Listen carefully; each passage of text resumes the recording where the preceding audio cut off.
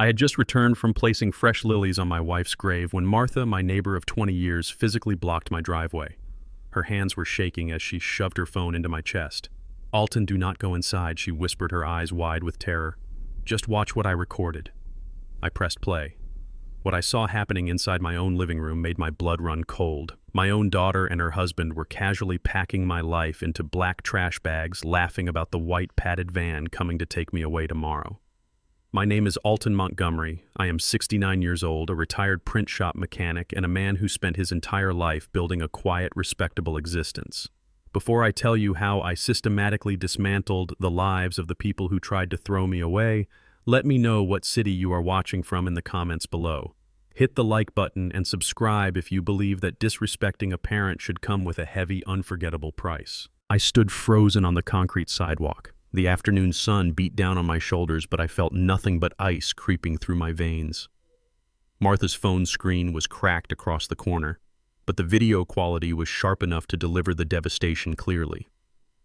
Through the large bay window of my own home, the home I had paid off decades ago with grease on my hands and sweat on my brow, I watched my 35-year-old daughter, Kendra. She was dragging heavy black contractor bags across the hardwood floor. Following right behind her was Gavin, her 38-year-old real estate broker husband. Gavin was holding my favorite wool cardigans, the ones my late wife Evelyn had knitted for me, and tossing them into the garbage like discarded rags. I watched Gavin pause, grab a cold beer from my refrigerator, and take a long, satisfied sip. He laughed, tossing an empty prescription bottle into the trash bag. My hands gripped Martha's phone so hard my knuckles ached. The sheer audacity of them invading my sanctuary while I was visiting my wife's grave was a violation I could barely process. I could not hear the audio clearly at first due to the street noise, so I turned the volume all the way up. Martha placed a gentle, trembling hand on my arm, urging me to look away, but I refused. I did not look away. I needed to hear every single word. I needed to know exactly who these people were when they thought the old man was out of earshot and out of the picture.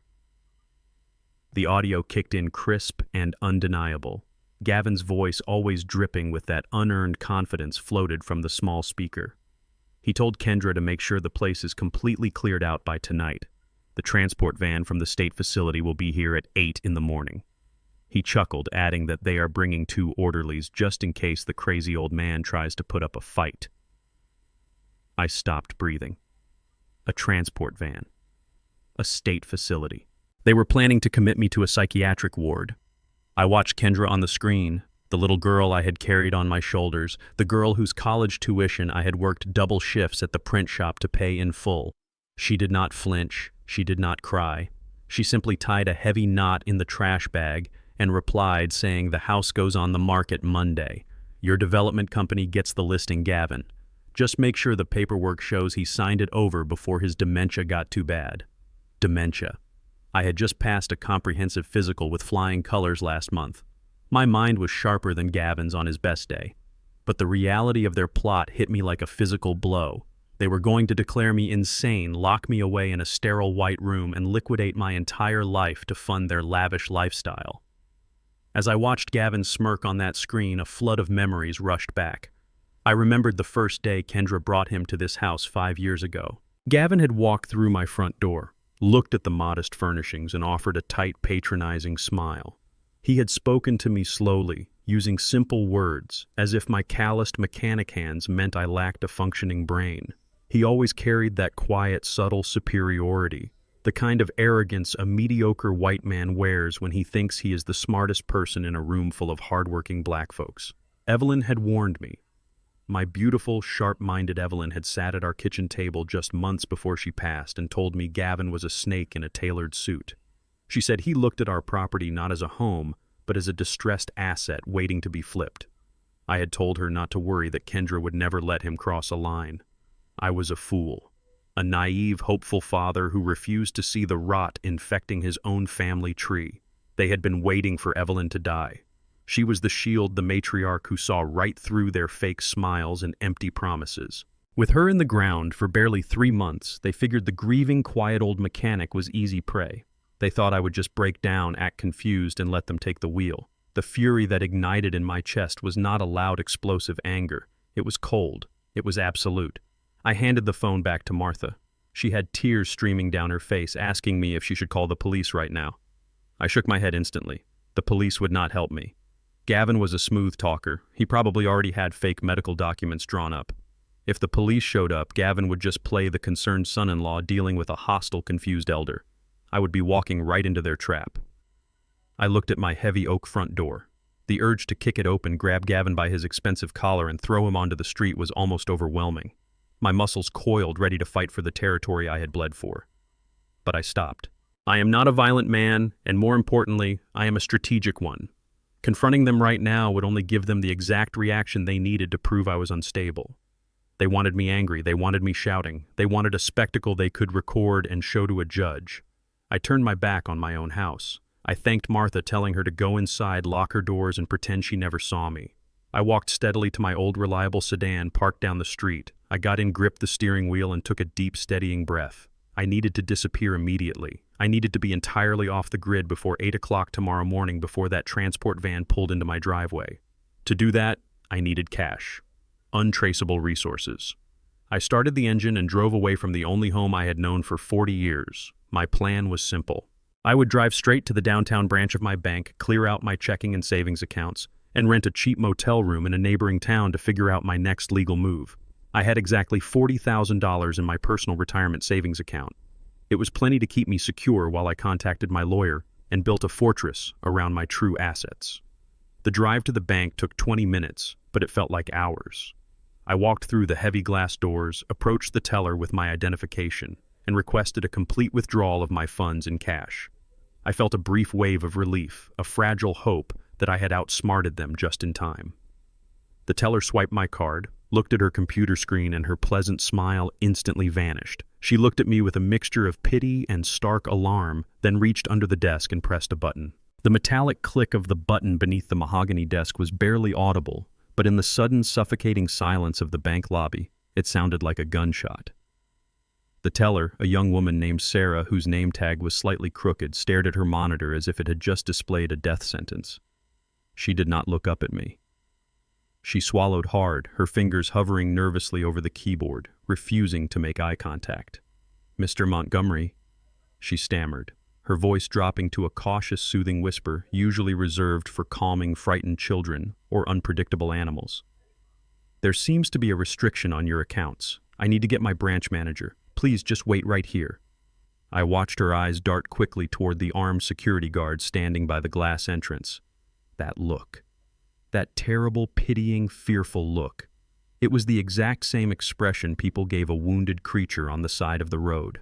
I reached for my debit card, still sitting on the marble counter, but her hand snapped out and covered it instantly. "For your own security, the system requires us to hold the card," she said, her voice shaking now. My pulse hammered against my ribs. A restriction, a system hold. I had been a loyal customer at this specific branch for 30 years. I knew every teller by name. I knew the manager. I had never bounced a check, never missed a payment, and never had a restriction, but I knew exactly who had caused this. Gavin. I felt a cold bead of sweat slide down the back of my neck. The bank manager, Mr. Higgins, emerged from his glass-walled office. He was flanked by the security guard. Higgins carried a thick manila folder, and his face was set in a grim, apologetic mask. The air in the lobby seemed to thicken, pressing down on my lungs. Mr. Higgins stopped on the other side of the counter, placing the manila folder between us like a physical barrier.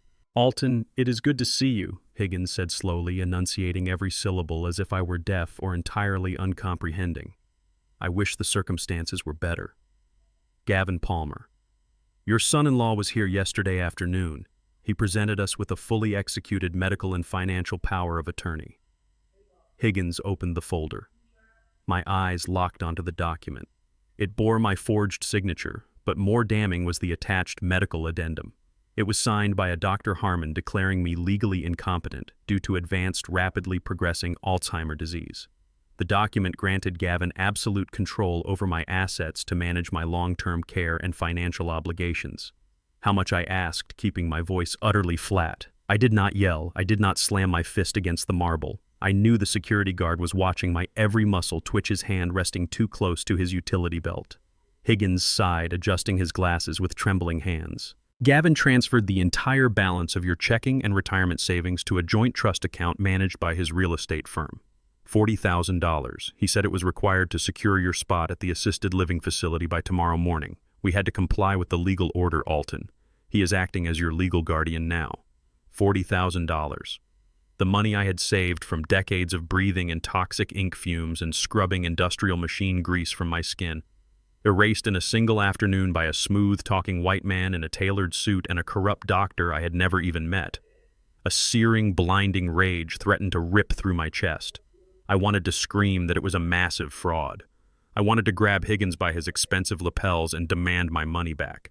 But the trap was perfectly diabolically set. If I raised my voice, if I showed any aggression at all, I would prove the forged medical document right. They would call the police immediately.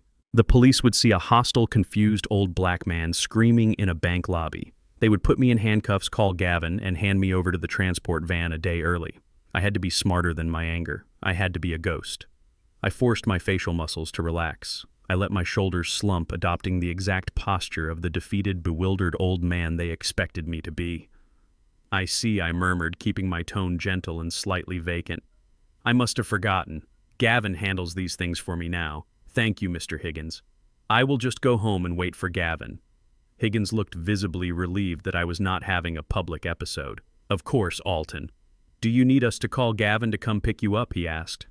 The guard stepped closer, ready to intervene if I resisted. "No, thank you," I said, offering a weak, polite smile. "My car is right outside. I know the way home." I turned around slowly. Every step toward those glass doors required a monumental effort of will. Do not run. Do not look back. Just walk. The security guard stepped aside, holding the door open for me. "Have a good day, sir," he said softly. I walked out into the glaring sunlight, my pockets entirely empty, completely stripped of my legal rights and officially classified as a mental patient. I was a man who no longer existed on paper. I sat in my car, staring at my trembling hands resting on the steering wheel. I had no cash, no bank accounts, and no legal identity. But I was not entirely defenseless. I reached into the hidden compartment inside my center console and pulled out a small velvet box. Inside rested Evelyn vintage gold Rolex. It was an anniversary gift I had saved up for years to buy her. She only wore it on Sundays. Pawning it felt like a betrayal, a knife twisting in my gut, but Evelyn would understand. She was a highly practical woman. She would want me to survive this fight. I drove across town to a gritty neighborhood where pawn shops did not ask unnecessary questions. I walked into a dimly lit store smelling of stale cigarettes and old electronics. The pawnbroker, a heavy-set man behind thick bulletproof glass, examined the Rolex with a jeweler loupe. He offered me $2,000 cash. It was barely a fraction of its true value, but I had no leverage to negotiate. I took the stack of crisp $100 bills, shoved them deep into my jacket pocket, and walked out. $2,000 was enough to vanish and mount my counterattack. I stepped onto the crowded pavement. The late afternoon pedestrian traffic was heavy. Suddenly, a jarring, high-pitched alarm shattered the street noise. It was not just one sound. It was an aggressive, synchronized blare coming from every single cell phone in the vicinity. People stopped walking. They pulled their phones from their pockets and purses, looking down at the glowing screens. I reached into my own pocket, my stomach dropping as my phone vibrated violently with the same alarm. I pulled it out and stared at the screen. Silver alert. Endangered missing adult. Alton Montgomery. 69 years old. Suffering from severe dementia. May be confused and hostile. Do not approach. Contact local authorities immediately. Below the bold red text was a clear recent photograph of my face. I froze. I looked up. A young white woman walking a golden retriever was staring at her phone, then slowly lifted her head. Her eyes locked onto me. She looked down at the screen, then back up at my face. Her eyes widened in recognition and fear. She tightened her grip on the dog leash and began backing away, her hand reaching nervously for the phone dial pad. The trap had closed entirely. I was no longer just a man without a bank account. I was a hunted fugitive in my own city. I did not run. Running is the fastest way for a black man in America to get tackled to the concrete, especially when a government alert has just broadcasted to the entire city that he is hostile and mentally unstable. I simply turned on my heel, maintaining a steady, deliberate pace, and rounded the corner of the pawn shop. The woman with the golden retriever was already raising her phone to her ear, her eyes tracking my back with that dangerous mix of civic duty and misplaced terror. I slipped into a narrow trash-strewn alleyway, nestled between a liquor store and a vacant laundromat. The shadows swallowed me, offering a temporary shield against the glaring afternoon sun and the hundreds of digital eyes hunting me. My face was flashing on digital highway billboards, convenience store televisions, and the personal screens of every citizen within a 50-mile radius.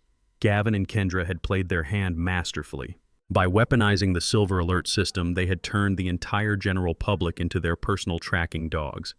Every well-meaning white savior wanting to do a good deed for a confused old man was now a direct threat to my freedom. If anyone stopped me to ask if I needed help, I would be detained, chemically sedated, and delivered straight into the padded walls Gavin had arranged for me.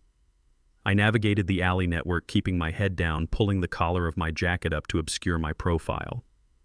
I needed to move fast but look entirely invisible. I emerged 2 blocks away, blending into the heavy foot traffic of a working-class neighborhood where people minded their own business and kept their eyes off strangers. I walked into a dingy corner bodega smelling of cheap incense and stale beer. I pulled a $100 bill from my pocket and bought a prepaid burner phone along with a charger. I threw my personal smartphone directly into the bodega outdoor dumpster. It was nothing but a tracking beacon, now broadcasting my exact coordinates straight to Gavin. From there, I walked another mile until I found a roadside motel that looked exactly like the kind of place that did not ask for identification if you paid upfront in cash. The neon vacancy sign flickered aggressively above the cracked asphalt. I paid the clerk, a bored teenager chewing gum, for 3 nights. I walked into room 12, locked the deadbolt, latched the chain, and pulled the heavy blackout curtains shut. The room smelled of bleach and old smoke, but it was a secure fortress. I sat on the edge of the sagging mattress, tore open the packaging of the burner phone, and dialed a number I had memorized decades ago. The line rang twice before a sharp, authoritative voice answered. Richard Cohen did not tolerate wasted time. I spoke clearly into the receiver, telling him it was Alton. The line went silent for a fraction of a second before Richard replied. He told me my face was currently plastered across every news station in the state.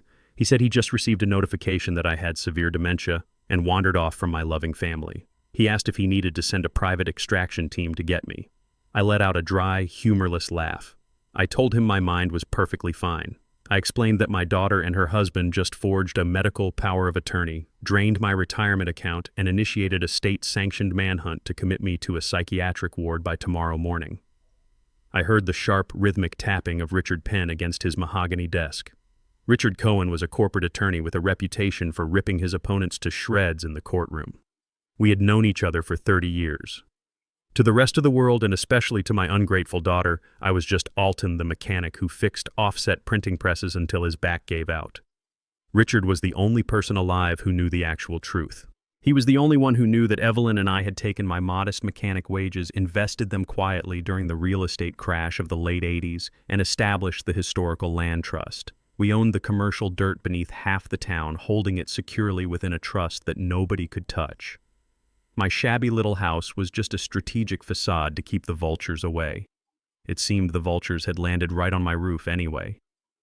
Richard demanded I tell him exactly what happened, his voice dropping into that predatory cadence he used right before destroying a hostile witness. I gave him the entire rundown. I told him about the video Martha recorded, the $40,000 stolen from the bank, the forged doctor signature, and the sudden silver alert meant to cage me. I told him Gavin was planning to sell the house on Monday to his own development firm. Richard stopped tapping his pen. He told me to stay exactly where I was. He said he was going to pull up the county property records and run a deep background check on my son-in-law. He explained that if Gavin Palmer filed a forged power of attorney to authorize a real estate transaction, he left a massive paper trail. He told me to give him 10 minutes and he would call me right back. I sat in the dim motel room staring at the peeling wallpaper. The burner phone rested in the palm of my hand. The quiet hum of the mini fridge was the only sound keeping me grounded.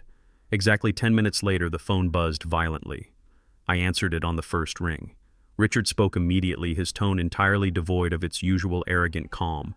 He told me things were much worse than a simple real estate flip. He had just accessed the backdoor municipal filings. Gavin was not trying to sell my house on Monday. He could not sell it. He had already leveraged it. I tightened my grip on the plastic phone, asking him how he leveraged it. Richard took a sharp breath. He revealed that Gavin was not a successful real estate broker. His firm was completely bankrupt. Gavin had been running a massive Ponzi scheme for the last 3 years, and it had just collapsed. To cover his tracks and keep himself out of federal prison, he took out a fraudulent hard money loan. He used the forged medical power of attorney to place a second mortgage on my property using the house as collateral. He borrowed $2 million. My chest tightened. I asked if he borrowed $2 million from a bank. Richard said no legitimate bank would approve that transaction so quickly. Gavin borrowed it from an unregulated shadow syndicate, violent organized criminals. The paperwork was filed quietly through a shell company. Gavin owed them $2 million, and my property was the physical guarantee. They gave him the cash to cover his immediate legal debts, but the syndicate expected full repayment with extortionate interest. If he did not pay them, they would take the house. And if the property owner suddenly showed up completely sane and disputed the mortgage, the syndicate would lose their collateral. They would kill Gavin for scamming them. I realized the pieces of the puzzle were snapping together with terrifying clarity. That was why they were rushing to commit me. If I was locked in a psychiatric ward, I could not contest the mortgage. The property quietly defaults, the syndicate gets the land, and Gavin gets to keep breathing. Richard confirmed my theory but added a deadly complication. He had just pulled the guarantor signature. Kendra co-signed the loan. She put her own life on the line to save his. If I contested this immediately, the syndicate would not just come for Gavin. They would come for my daughter. Richard did not mince words. He laid out the grim reality of Gavin's catastrophic failure with the precision of a coroner conducting an autopsy on a fresh corpse. Gavin was not a businessman. He was a desperate gambler who had played with money belonging to men who settled their ledgers with extreme violence. Richard explained that the shadow syndicate Gavin borrowed from did not operate through the courts or higher collection agencies. They operated outside the bounds of civilized law. If a debt went unpaid, they liquidated the debtor. Gavin had dug a grave so deep and so dark he could not climb out of it, and my daughter Kendra, the girl I had protected her entire life, had blindly jumped right into that grave with him. By co-signing that fraudulent loan, Kendra tied her own physical safety to Gavin's ability to deliver my house. Richard stressed that Gavin had backed himself into a corner where morality was a luxury he could no longer afford.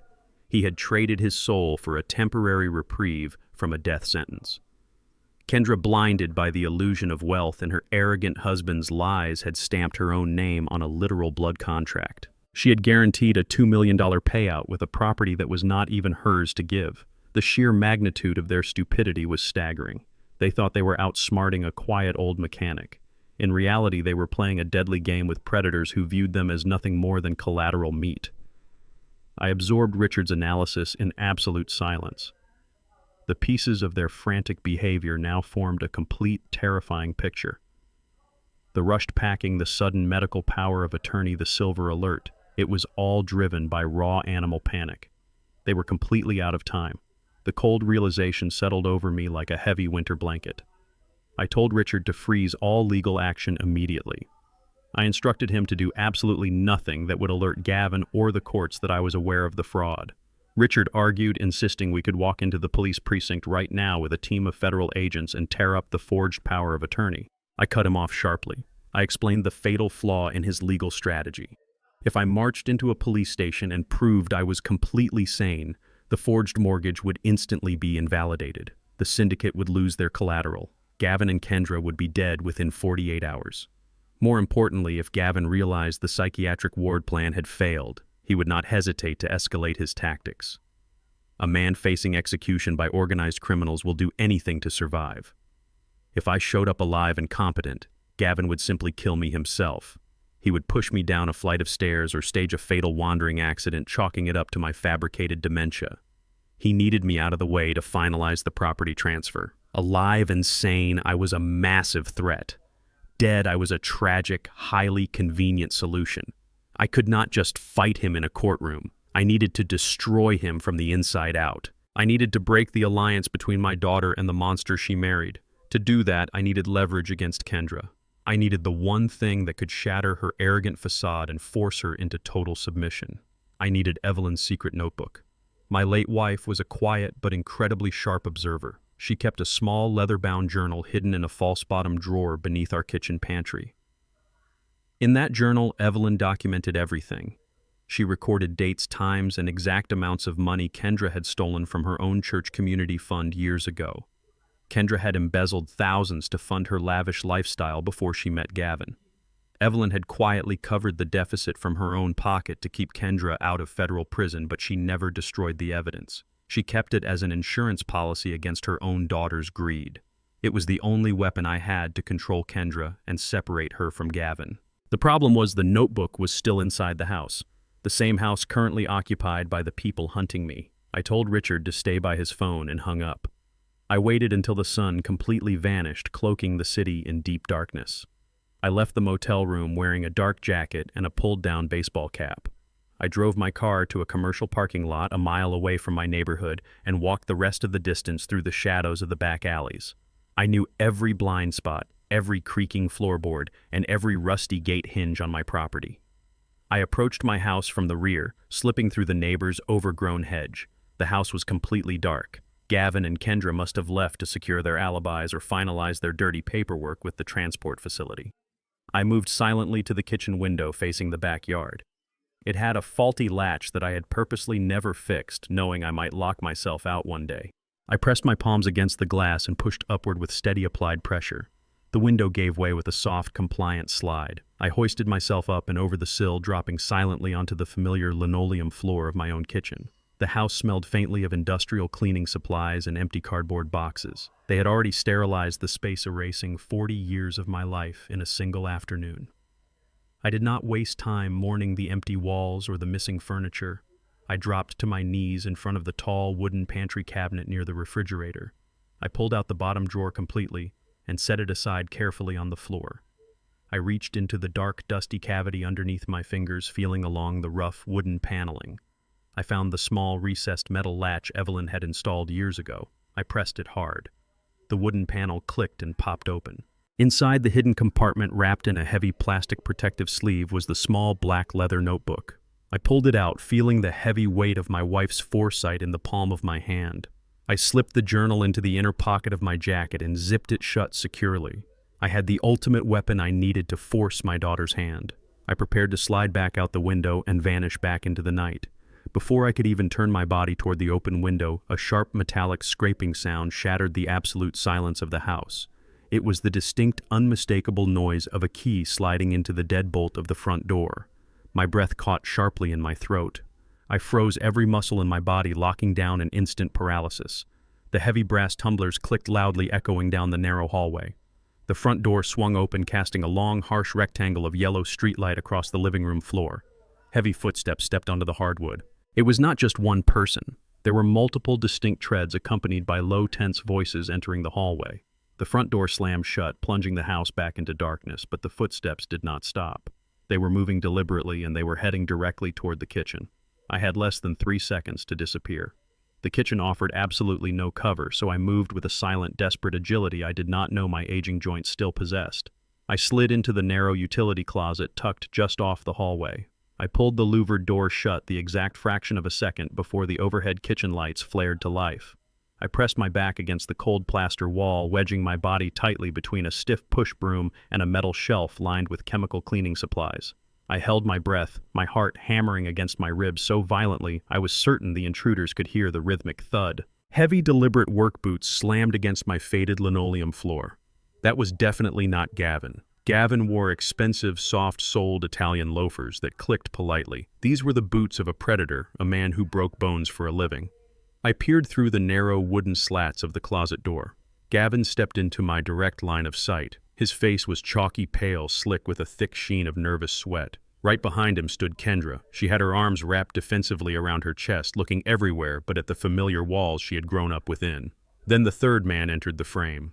He was massive, built like a solid concrete block, wearing a heavy leather jacket that strained across his broad shoulders. He did not look like a legitimate real estate appraiser or a bank inspector. He looked around my kitchen with absolute undisguised disdain, rhythmically tapping a heavy metal flashlight against his open palm. He scoffed, telling Gavin the plumbing looked ancient. The electrical wiring was probably a massive fire hazard, and the foundation likely needed a total overhaul. He said his boss was not in the business of holding on to garbage properties. Gavin practically tripped over his own feet, rushing forward to appease the giant man. Gavin promised wildly that the property was easily worth double the loan amount just for the commercial land value alone. He swore the commercial zoning permits were already approved by the city council. The thug simply stared at him with dead, unblinking, shark-like eyes. The massive man slammed his heavy flashlight down hard onto my kitchen counter. The sudden, violent crack made Kendra physically flinch, but Gavin just swallowed hard, his Adam apple bobbing nervously. The thug leaned in close, his voice a low, gravelly threat that vibrated through the floorboards. He told Gavin that the potential land value meant absolutely nothing to the syndicate if the property was still legally contested by the original owner. He stated clearly that his boss did not hand out $2 million in cash to inherit a messy legal battle with a crazy old man. He demanded to know exactly where the property owner was currently located. He warned Gavin that if this entire operation was a setup, his crew would take the house anyway, and then they would break both of Gavin's legs as a preliminary penalty fee. I watched my son-in-law wipe his dripping forehead with the back of his expensive silk sleeve. Gavin's voice shook terribly, but his chosen words were terrifyingly clear and resolute. He told the dangerous man there would be absolutely no legal battle. He swore on his own life that the old man was practically already out of the picture. Gavin eagerly explained the active silver alert, claiming the local police force was currently mobilizing to track down a hostile, severely wandering dementia patient. Then Gavin lowered his voice, stepping closer to the thug to deliver the final fatal promise. He said that within 48 hours maximum, the old man would disappear permanently. He promised that whether the police found him first and committed him to the state ward, or whether Gavin found him wandering the streets first, the old man would never step foot inside a courtroom to contest the title transfer. The horrific implication was absolute. Gavin was no longer just planning to lock me inside a psychiatric facility to steal my wealth. The desperate plan had escalated to lethal measures. If I proved too difficult to commit, or if the criminal syndicate demanded a cleaner, faster resolution, Gavin was fully prepared to kill me. He was offering my literal life as a bloody guarantee for his own bad debts. My blood turned to freezing ice, but my eyes remained entirely fixed on Kendra. She was standing barely 3 feet away from her husband. She heard every single word spoken.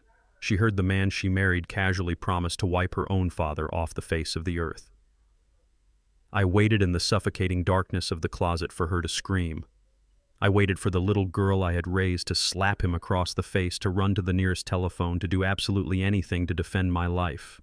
Instead, Kendra simply closed her eyes and gave a slow, deliberate nod. She looked directly at the violent thug and confirmed that Gavin was telling the complete truth. She coldly stated that her father was very sick, his mind was totally gone, and his sudden passing was an inevitable tragedy.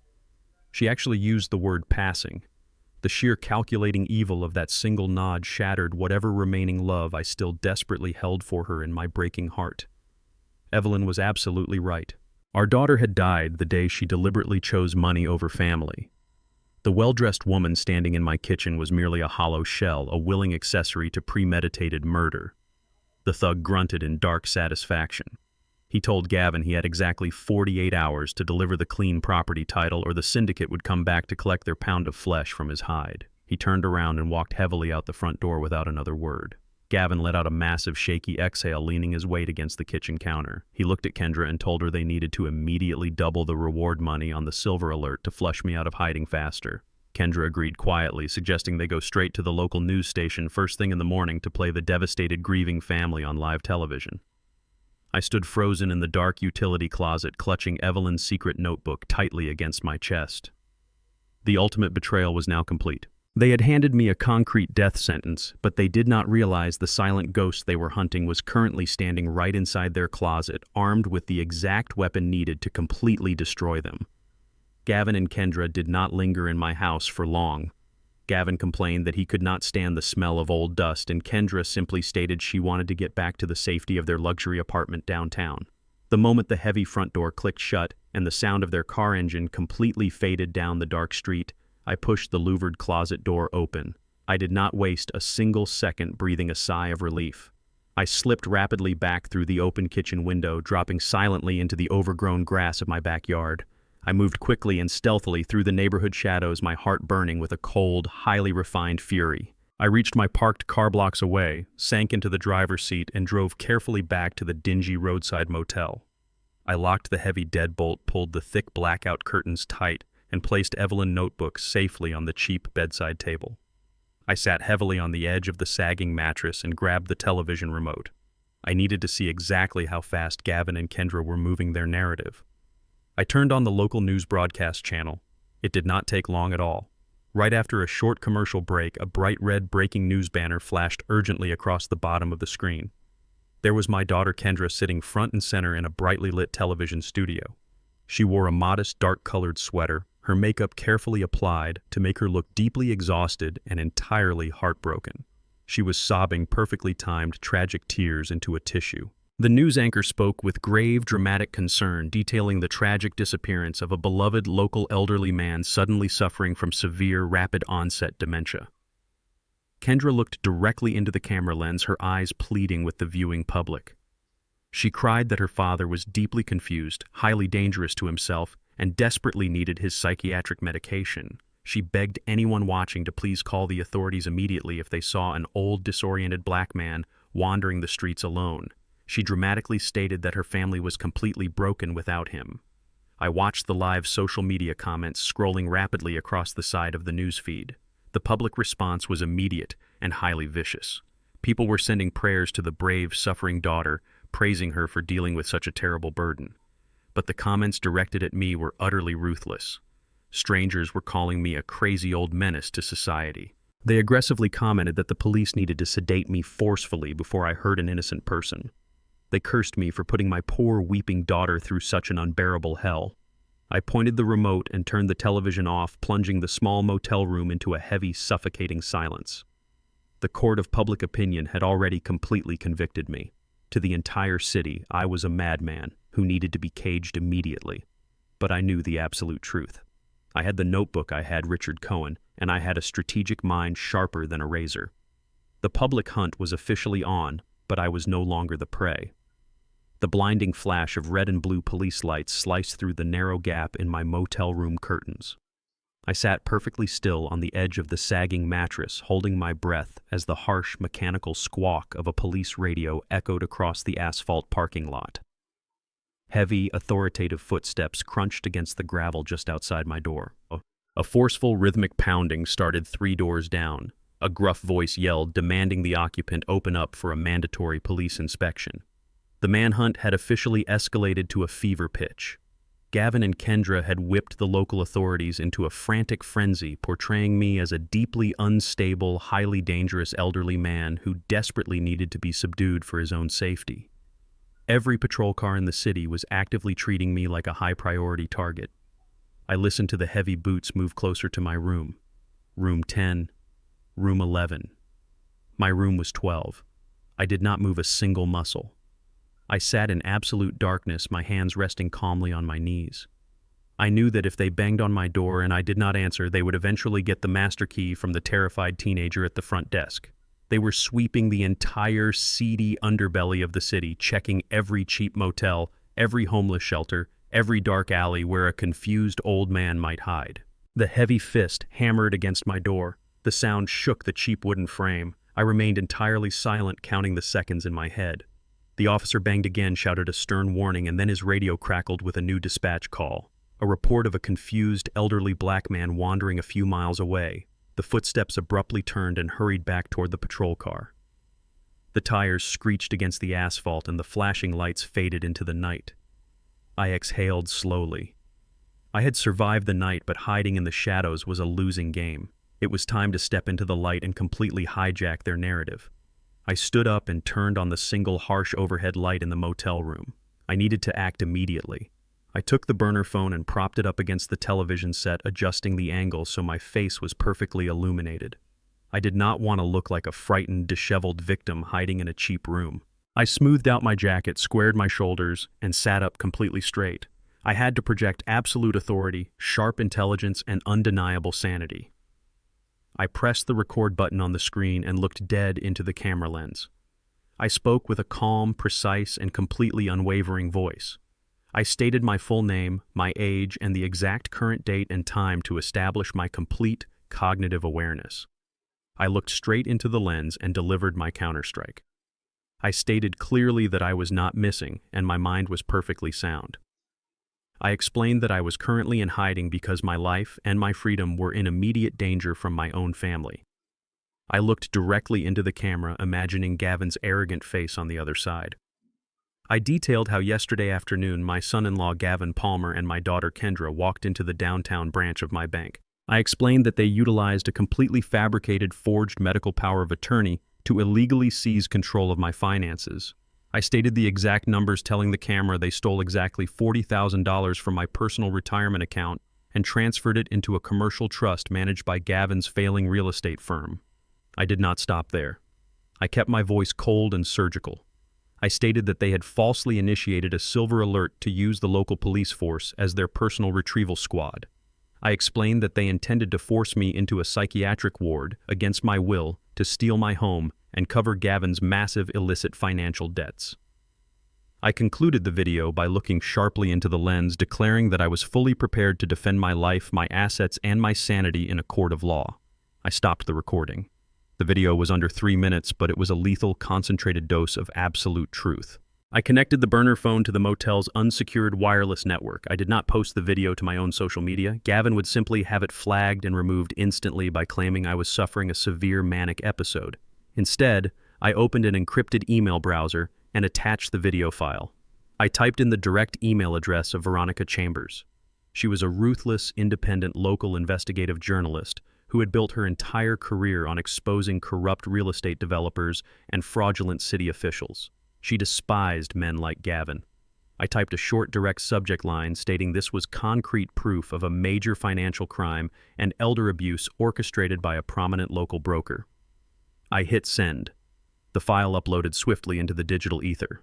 I had just dropped a massive, highly explosive bomb directly onto Gavin's carefully constructed public narrative. Now I just had to wait for the blast. The explosion happened less than 2 hours later. Veronica Chambers did not just post the video on her blog. She broadcasted it across every major local news aggregate in the county. By sunrise, my face was no longer just a tragic picture on a missing persons poster. It was the face of a lucid, articulate man accusing a local businessman of a massive, heavily orchestrated fraud. The public backlash was instantaneous and violently chaotic. The same social media commenters who had been praying for Kendra the night before were now furiously demanding a police investigation into Gavin Palmer and his real estate firm. The internet was actively turning against them, tearing apart their grieving family facade. But Gavin was a desperate cornered predator, and cornered predators fight back with everything they have. Less than an hour after my video went viral, Gavin played his trump card. He called an impromptu press conference on the front lawn of his luxury apartment building. Standing next to a weeping Kendra, Gavin held up a thick stack of papers with the official letterhead of a prominent local medical clinic. He looked into the news cameras and sadly shook his head. He told the reporters that my video was a classic, deeply tragic symptom of advanced Alzheimer's disease. He released the forged medical file signed by Dr. Harmon directly to the press. He explained that extreme paranoia, aggressive delusions, and fabricated accusations against loved ones were textbook signs of my deteriorating brain. Gavin sounded so patient, so entirely heartbroken, that the public narrative immediately stalled, caught in a confusing crossfire between my sharp accusations and his clinical documents. Then my burner phone buzzed with an incoming call from Richard Cohen. His voice was tense, devoid of its usual arrogant swagger. He told me Gavin had just escalated the legal war to the absolute limit, using the public video as proof that I was a danger to myself and others. Gavin's lawyers had just filed an emergency petition with the county judge. The court had granted an expedited hearing for permanent involuntary guardianship. Richard took a sharp breath and delivered the final devastating blow. The hearing was scheduled for 9 o'clock tomorrow morning. If I did not show up in that courtroom, the judge would rule in Gavin's favor by default, granting him permanent control over my life and property. But if I did show up, the police would be waiting at the courthouse doors to arrest me under the active medical warrant and drag me straight to the psychiatric ward before I could even speak to the judge. I was officially trapped in a perfect, inescapable legal vice. I sat in the dimly lit motel room staring at the high-resolution scan of the forged medical file Richard had securely emailed to my burner phone. The clinical jargon meant nothing to me. The only thing that mattered was the signature at the bottom of the final page. Dr. Arthur Harmon. The name struck me like a physical blow, igniting a specific deeply buried fury. I knew that name perfectly well. I knew the arrogant, condescending face attached to it. Years ago, before Evelyn's health rapidly declined, she had visited his exclusive private clinic for a routine consultation. I had accompanied her. Harmon had walked into the examination room, looked right past my beautiful, intelligent wife, and addressed me using slow, exaggerated syllables. He spoke to us as if we were uneducated vagrants wasting his precious time. He had dismissed her legitimate pain as mere hysteria, his eyes full of that quiet systemic prejudice that does not need to shout to make you feel inferior. Evelyn had squeezed my hand tightly, warning me with a silent look not to cause a scene in his pristine office. We never went back to him. Now looking at his bold, sprawling signature on a document designed to erase my freedom, the pieces fit perfectly together. Gavin did not just find a random corrupt doctor. He specifically found a man who already viewed people like me as less than human. Harmon did not need much convincing to sign away the legal rights of an older black man he already considered invisible. But doctors like Harmon, men who operate from a place of absolute unearned superiority, always have hidden vices. Arrogance breeds extreme carelessness. I picked up the burner phone and dialed Richard immediately. I told him I knew the doctor on the paperwork. I told him Harmon was a man who thought he was completely untouchable. I needed Richard to touch him. I needed to know exactly what Gavin had used to buy a licensed medical professional. Richard did not hesitate for a single second. He had an elite private investigator on retainer, a former federal agent named Vance, who specialized in uncovering the dirty, hidden secrets of high society figures. I gave Richard the absolute green light to deploy Vance immediately, regardless of the financial cost. Time was a luxury I no longer possessed. We had less than 14 hours until the emergency guardianship hearing, and I needed an absolute silver bullet to blow Gavin's fabricated medical narrative to pieces. I paced the heavily stained floor of my cramped motel room, my mind racing through every possible scenario while Vance did what he did best.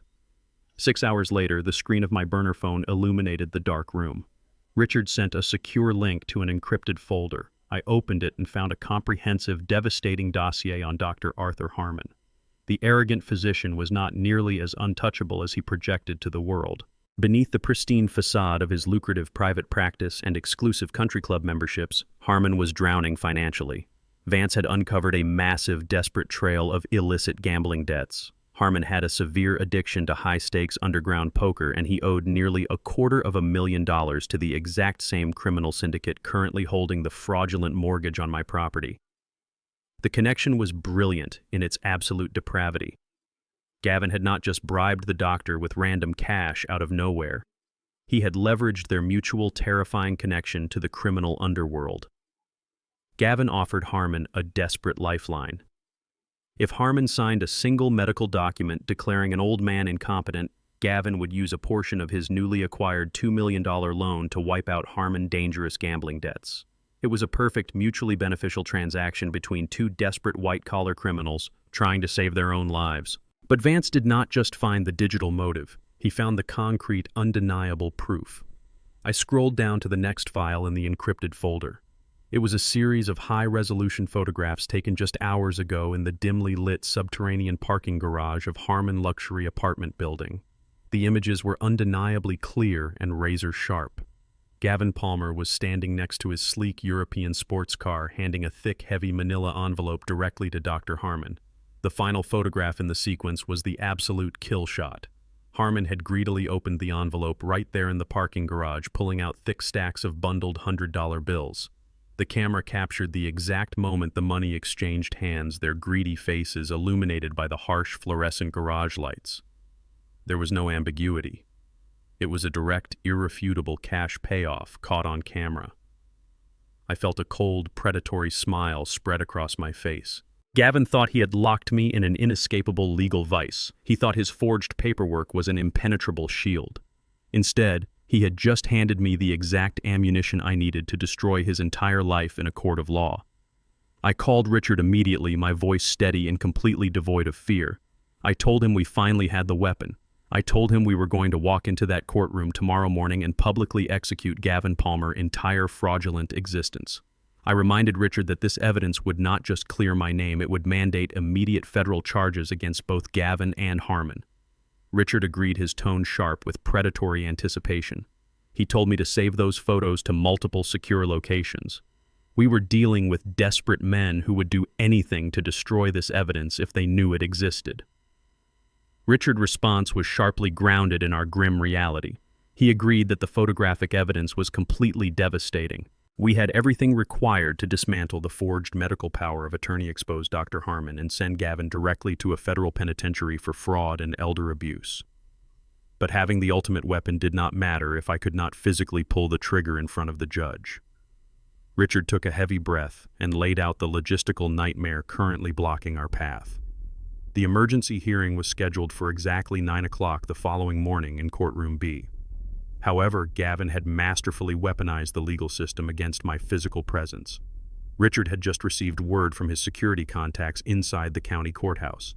Gavin had preemptively stationed a private psychiatric transport van right outside the main public entrance of the building. Flanking that white padded van were 2 armed city police officers, officially executing the active medical warrant attached to my public silver alert. If I stepped foot anywhere near the courthouse plaza, if I walked up those concrete steps to enter the building, the officers would detain me instantly. They would not listen to my protests. They would not look at the photographs on my burner phone. Their only legal mandate was to safely secure a highly dangerous, mentally incompetent senior citizen and deliver him directly to the medical transport.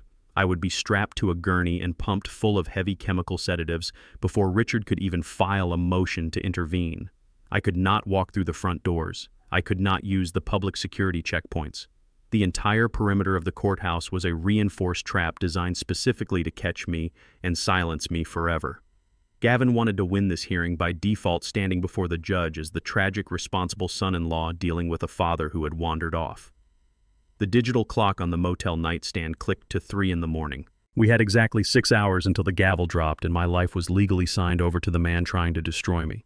Richard told me he was formulating an alternate entry strategy, but the risk of failure was catastrophic. If I was caught in the plaza, the war was permanently over. I looked at the digital photographs of Gavin and the corrupt doctor. The anger in my chest hardened into absolute unbreakable resolve. I told Richard to prepare the trap inside the courtroom. I promised him I would find a way inside that building. The morning air was crisp and thick with impending dread. I sat in the back of a rented black sedan parked 2 blocks away from the county courthouse, watching the perimeter through a pair of binoculars. Gavin had spared absolutely no expense for his grand finale. Right at the base of the wide concrete steps leading to the main public entrance, a sterile white psychiatric transport van idled aggressively, its engine a low, constant rumble. 2 burly orderlies dressed in crisp white scrubs stood leaning against the rear doors, holding heavy canvas restraints. Flanking them were 2 armed city police officers, their eyes scanning the growing morning crowd, looking for the hostile dementia patient whose face had dominated their morning briefing. And there was Gavin. He was standing near the top of the stairs, dressed in a sharp, dark navy suit tailored to perfection. Kendra stood rigidly beside him, clutching a designer handbag, refusing to look at the psychiatric van below. Gavin checked his expensive watch, whispered a reassuring lie into her ear, and offered a smug, self-satisfied smirk to the empty air. He was simply waiting out the clock. He knew the hearing was scheduled to begin in less than 30 minutes. He was fully confident that whether I stayed hidden like a coward or stumbled into the plaza like a fool, his victory was completely guaranteed. He patted the breast pocket of his suit, likely feeling the folded edges of the forged medical guardianship documents he intended to hand the judge. He looked like the absolute master of his domain, entirely unaware of the storm gathering just out of his sight. He had fundamentally underestimated the strategic resources of a man who had spent 40 years building a hidden empire. I lowered the binoculars and tapped the screen of my burner phone. It was exactly 8:45. I sent a single prearranged text message to Richard reading simply, "Execute the play." Less than 2 minutes later, the meticulously orchestrated chaos began. From the east side of the courthouse plaza, an older black man wearing a faded brown corduroy jacket and a beige baseball cap pulled low over his eyes began walking slowly toward the main steps. He matched my height and build perfectly. One of the police officers immediately clocked him, reaching for his radio and pointing sharply.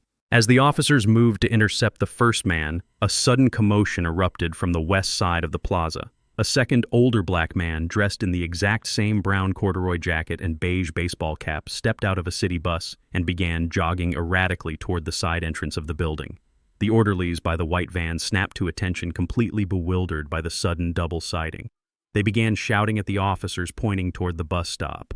But before anyone could lock down a target, a third identically dressed man emerged from the subway station directly across the street, shouting loudly and waving a rolled-up newspaper. The trap had been brilliantly sprung. Richard had utilized his extensive connections with a local community theater group to hire 3 retired actors, paying them handsomely in untraceable cash to put on the performance of a lifetime. The police officers and the transport orderlies were instantly thrown into a state of total tactical confusion. They split up, running in 3 different directions across the crowded plaza, screaming orders over their radios, desperately trying to secure a man who seemingly existed in 3 places at once. Gavin dropped his artisan coffee on the concrete steps, his smug smirk vanishing, instantly replaced by sheer wide-eyed panic as he watched the absolute circus unfolding below him. He yelled at the police to grab the man on the left, then spun around and pointed at the man on the right, his meticulously planned trap unraveling in a matter of seconds. While Gavin and the authorities were entirely distracted by the theater in the plaza, I was completely out of sight. I had exited the rented sedan and walked down a quiet side alley that led directly to the courthouse secure underground parking garage. This entrance was strictly reserved for judges, high-ranking prosecutors, and elite defense attorneys. It was heavily guarded and totally inaccessible to the general public. But I was not the general public. I walked calmly up to the reinforced steel security gate. I pulled a sleek, black, magnetic VIP access card from my pocket. Richard had sent it to my motel room via a trusted private courier just before dawn. It was his own personal security pass. I pressed the card against the electronic reader. The machine chirped a pleasant green validation, and the heavy steel gate rolled open smoothly. I walked into the cool, dimly lit concrete cavern of the judicial garage. There were no police officers waiting for me down here. There were no psychiatric orderlies. I walked straight to the private executive elevator, swiped the access card a second time, and pressed the button for the 3rd floor. The elevator ascended with a quiet, powerful hum, carrying me directly into the secure judicial corridor, completely bypassing the metal detectors, the crowded public lobby, and the trap Gavin had set outside. I stepped out of the elevator, my heart beating with a steady, rhythmic calm. I straightened my collar, adjusted my cuffs, and walked down the polished marble hallway toward Courtroom B. Inside Courtroom B, the atmosphere was hushed and deeply formal. I stood just outside the heavy double oak doors, listening intently to the proceedings through the thick wood.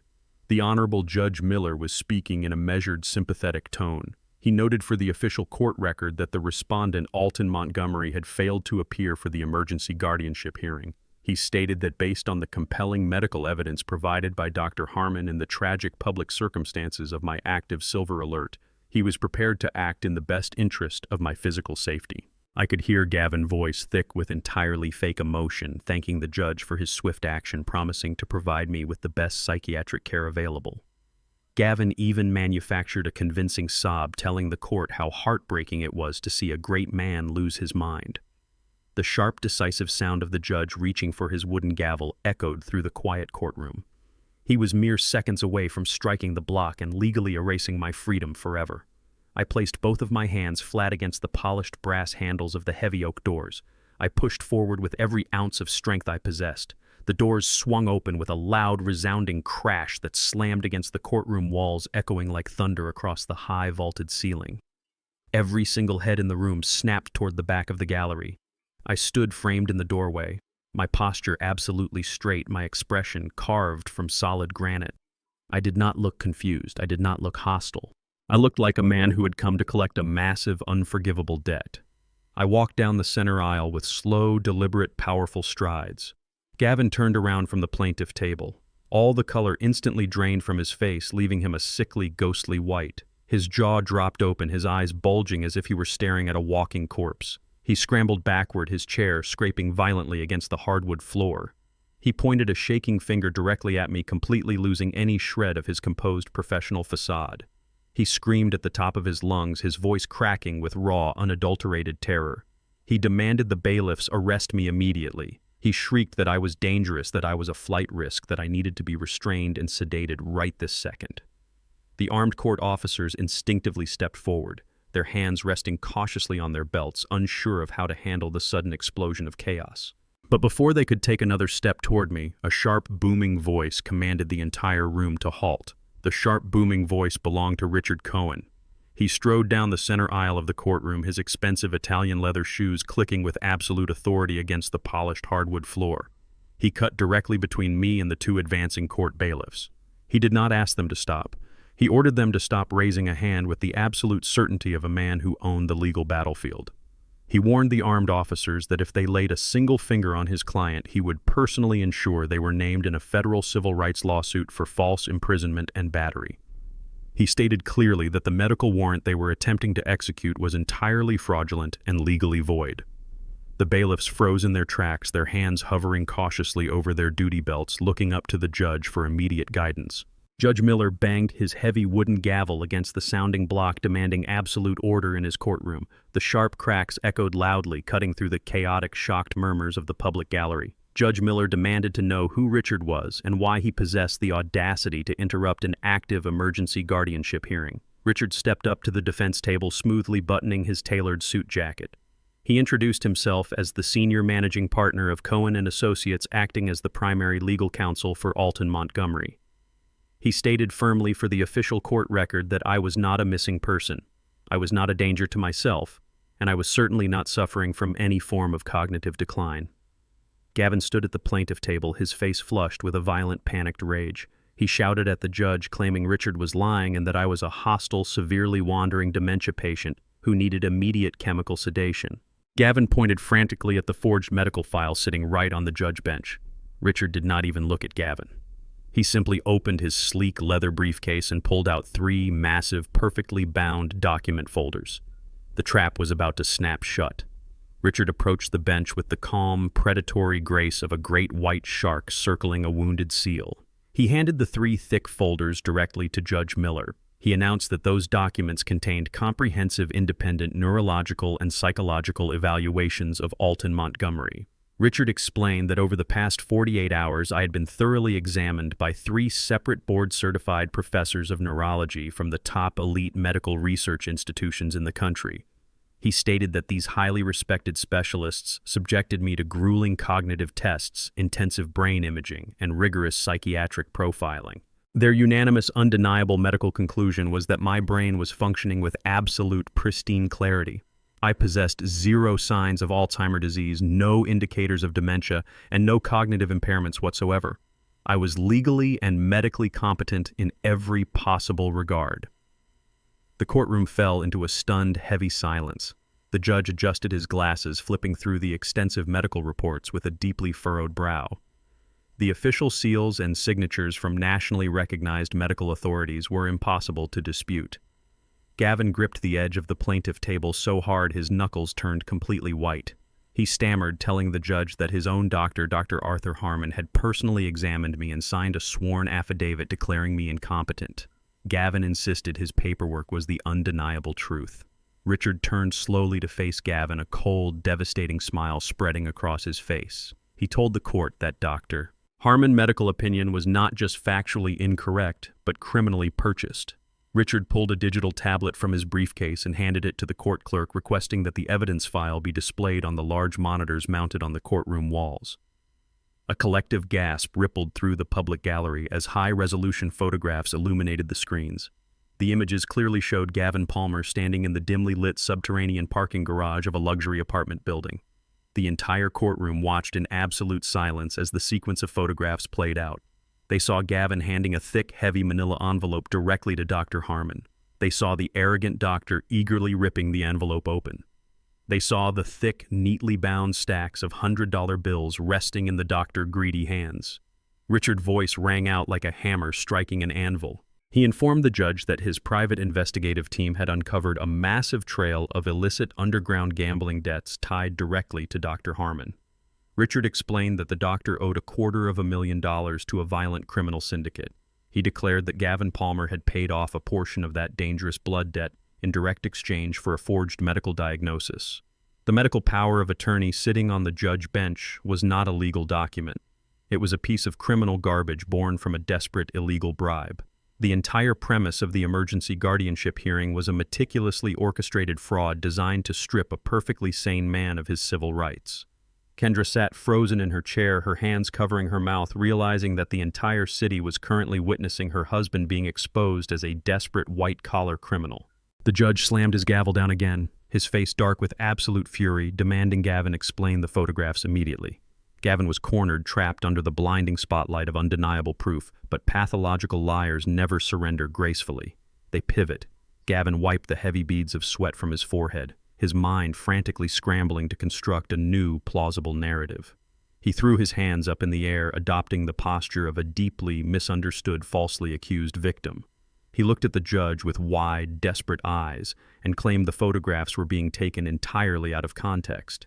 He raised his voice, insisting that the cash exchange had absolutely nothing to do with my medical diagnosis.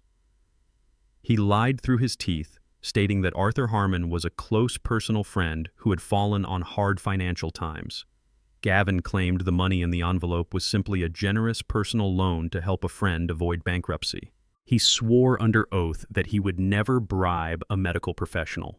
He then reached into his leather briefcase and pulled out a thick red folder. He opened it and extracted the property deed to my house. He held the document up like a holy shield. He looked at the judge, his voice trembling with manufactured emotion. He delivered a tearful, impassioned speech about his deep love for his father-in-law. He claimed he only secured the medical power of attorney and the property deed because he was terrified I was going to squander my life savings in a state of mental confusion. He pointed at me, playing the role of the devoted, heartbroken son-in-law. He swore to the court that he had absolutely no intention of selling my home or leveraging my assets for his own personal gain. He insisted he only wanted to manage the property so he could use the equity to pay for the absolute best 24-hour in-home medical care available. He begged the judge to believe that every action he took, no matter how misguided it appeared, was done out of pure, unconditional family love to protect me from myself. He stood tall, holding the deed, thinking his emotional performance had bought him a sliver of reasonable doubt.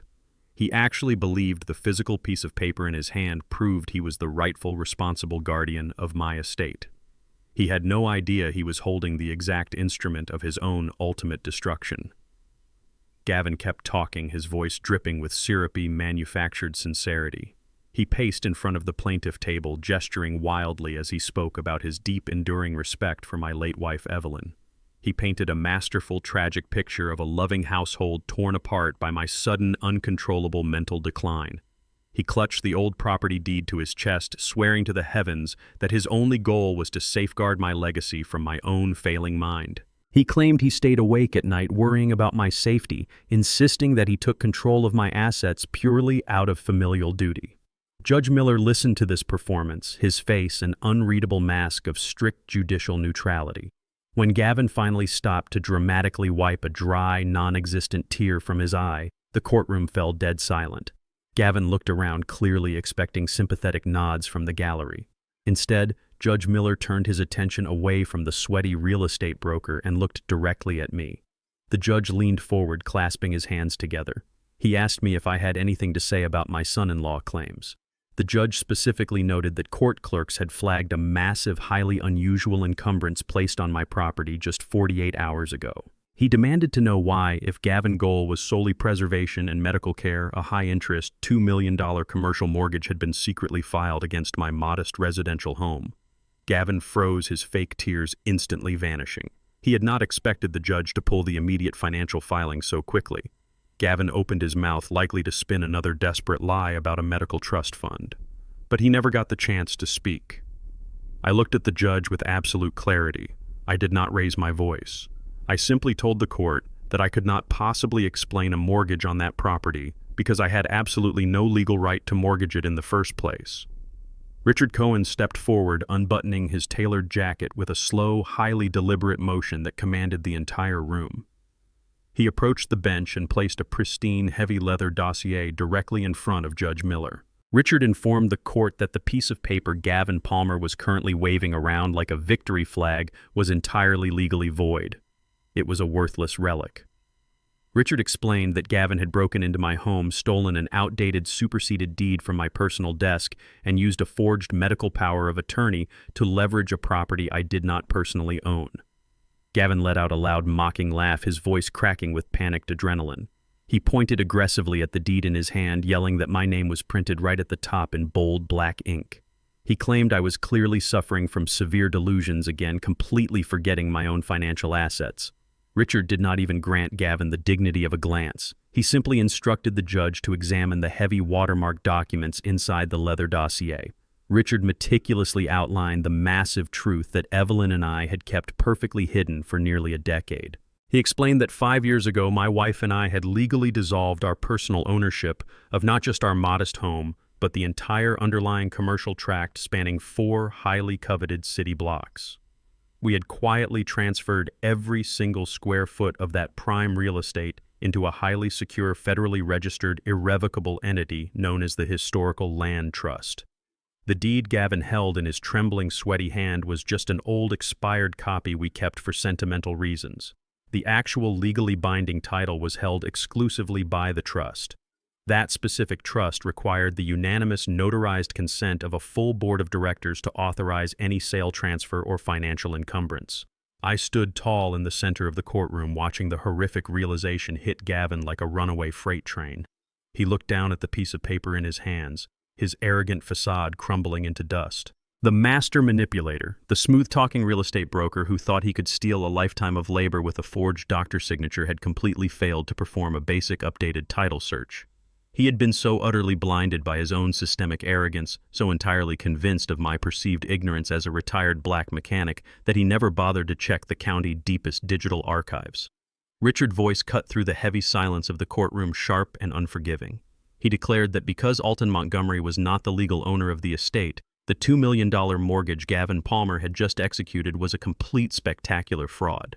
Gavin had fraudulently pledged a multi-million-dollar asset that belonged to a protected trust.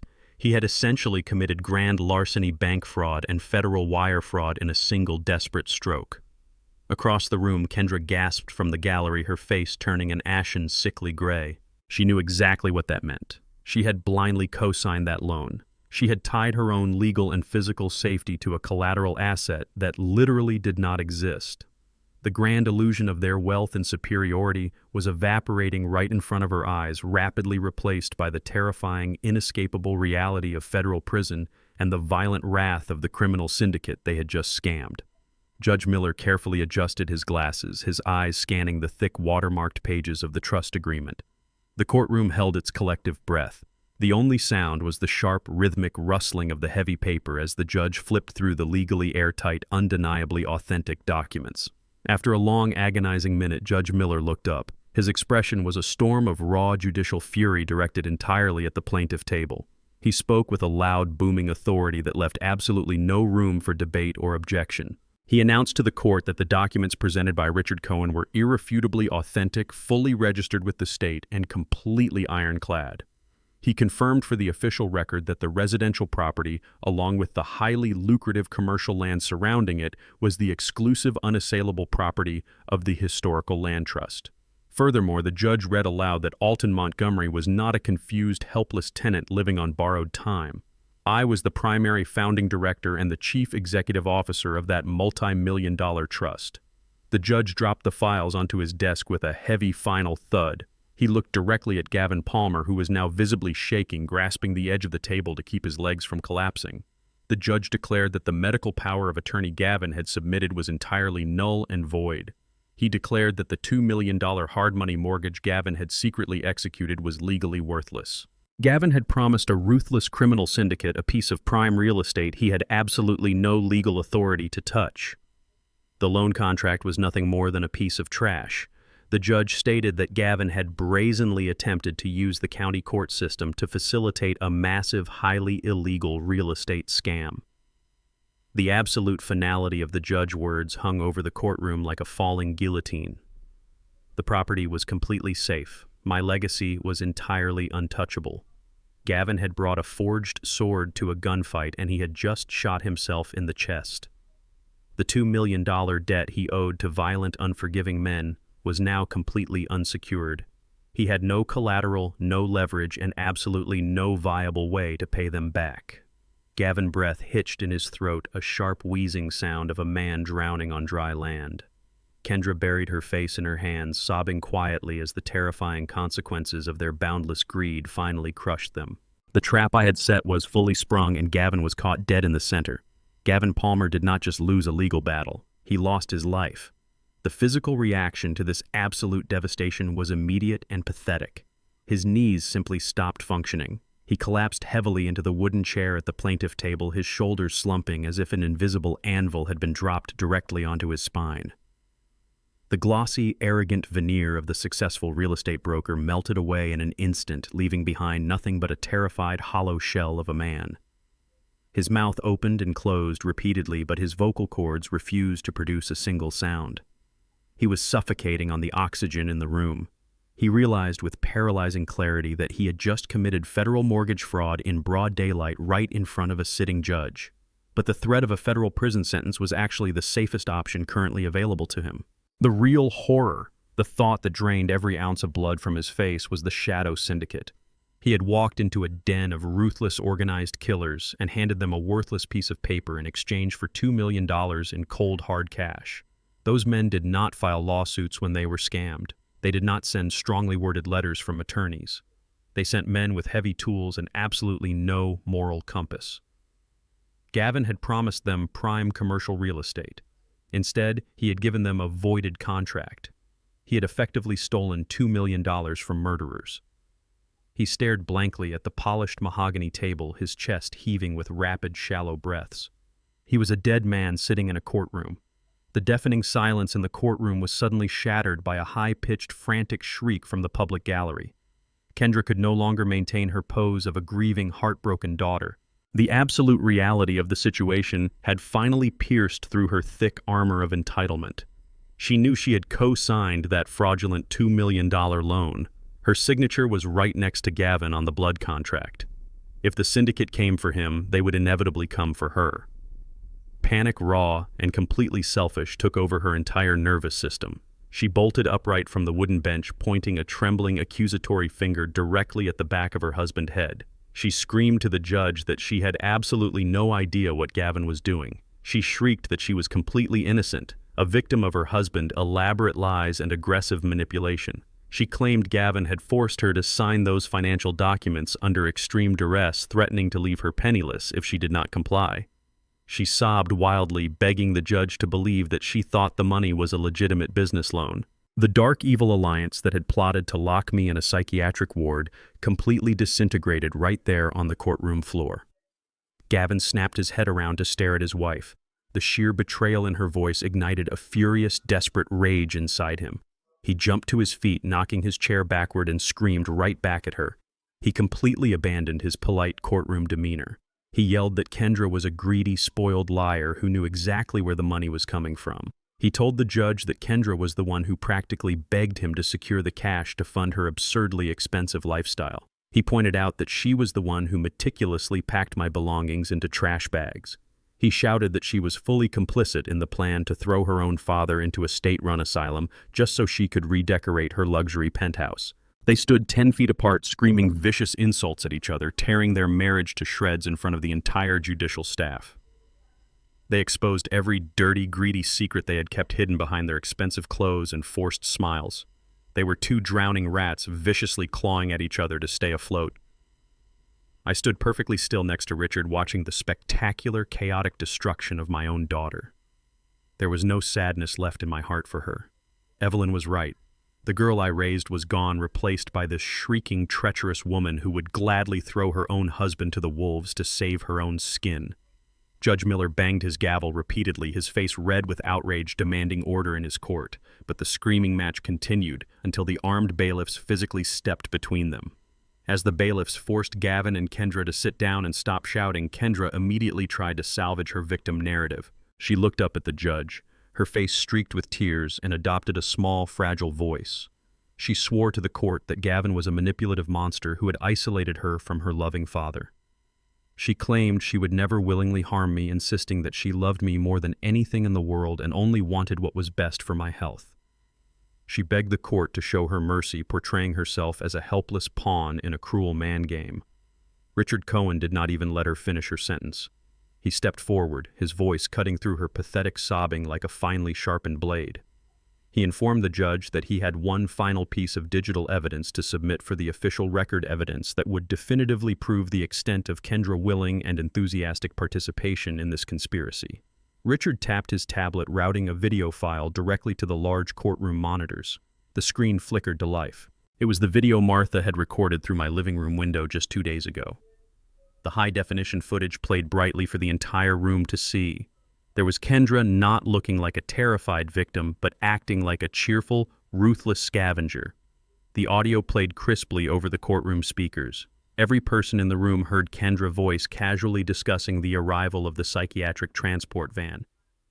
They heard her cold, calculating tone as she told Gavin to make sure I signed the house over before my fabricated dementia got too bad.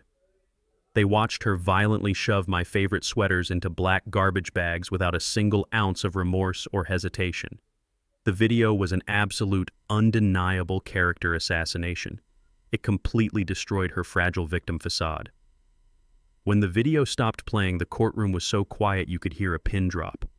Kendra sat frozen in her seat, her mouth slightly open, staring at the blank monitor. She had absolutely nowhere left to hide, no more lies to spin, and no one left to blame. She had been caught on camera cheerfully organizing the destruction of her own father.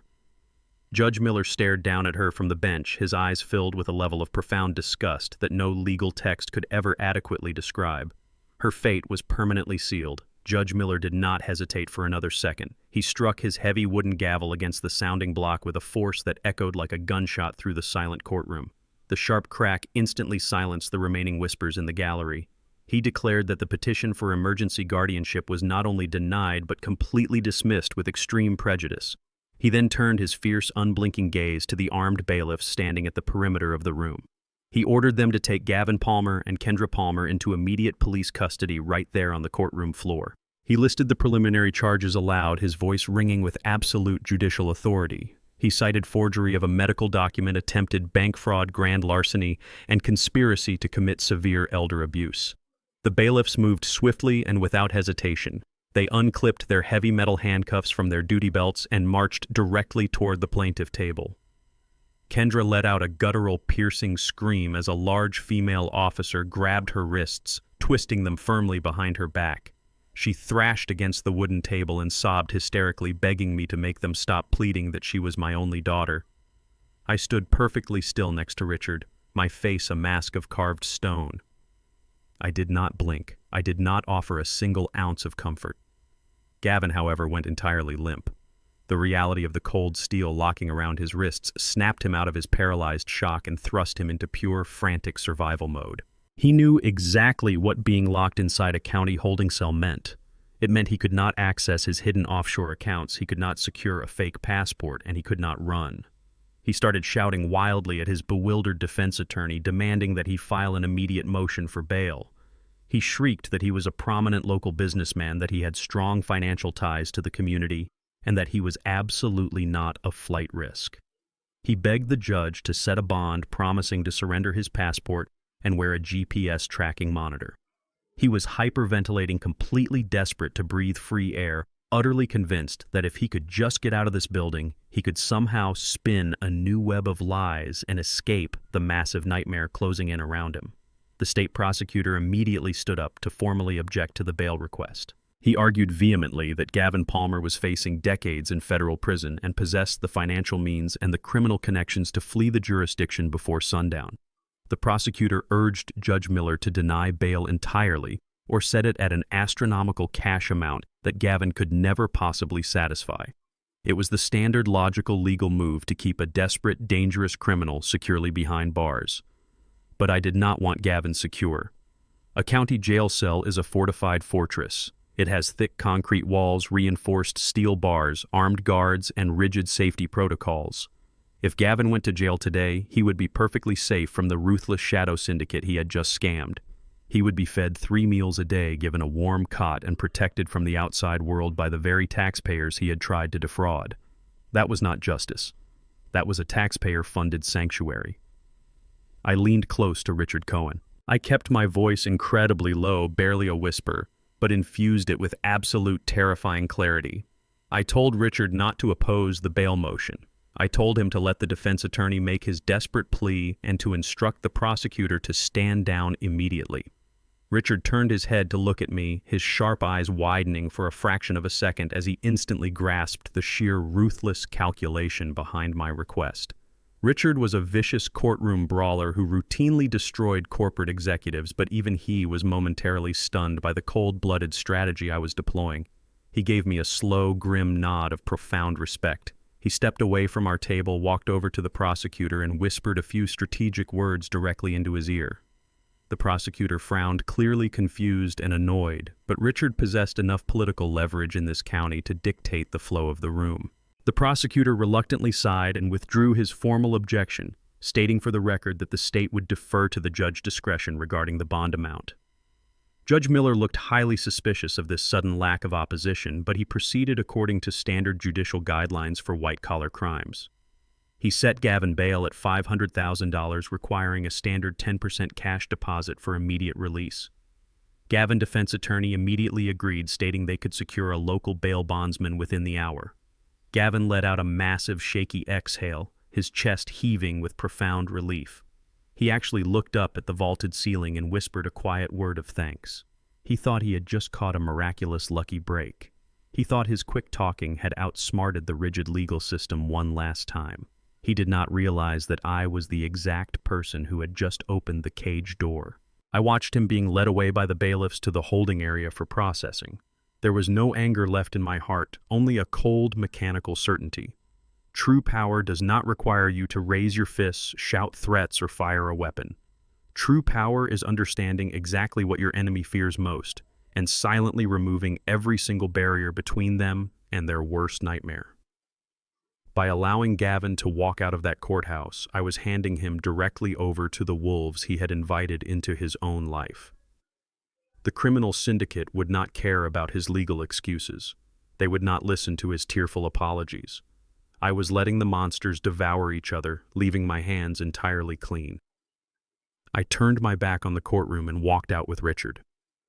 The legal victory was complete, but the actual physical punishment was just about to begin. It took Gavin exactly 3 hours of desperate phone calls from the holding cell to arrange his release. He drained the absolute last of his hidden emergency funds to pay the non-refundable cash fee to a shady downtown bail bondsman. He walked out through the heavy revolving glass doors of the county courthouse, stepping blindly into the glaring, unforgiving afternoon sunlight. He was no longer wearing his expensive silk tie. His designer suit was deeply wrinkled, stained with sweat, and his face was pulled tight with absolute exhaustion. He paused on the wide concrete steps, looking left and right with rapid, paranoid jerks of his head. He took a deep breath of the polluted city air, probably formulating a frantic plan to empty his wife's remaining jewelry boxes, steal an unregistered car, and drive straight across the southern border before midnight.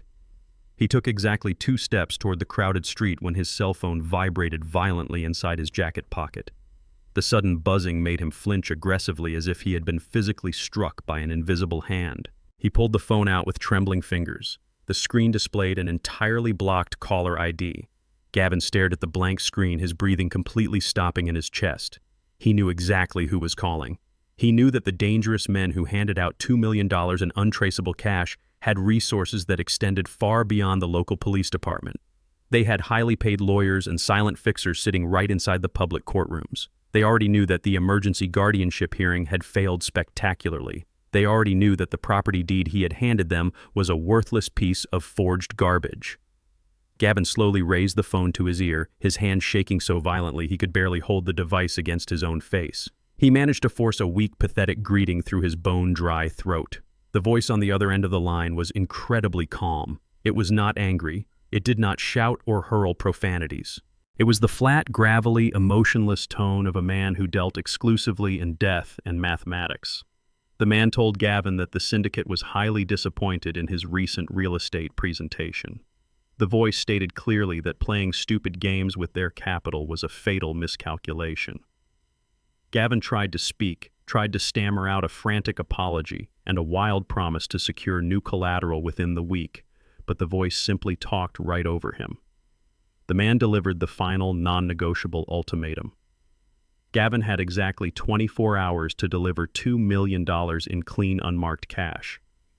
If the money was not physically in their hands by 3 o'clock tomorrow afternoon, the debt would be classified as entirely delinquent. The man explained that delinquent debts were paid strictly in blood. He told Gavin that if he tried to run, they would easily find him. If he tried to hide, they would simply find Kendra and extract the value from her instead. The call abruptly disconnected, leaving nothing but a dead, hollow dial tone. Gavin stood completely frozen on the courthouse steps.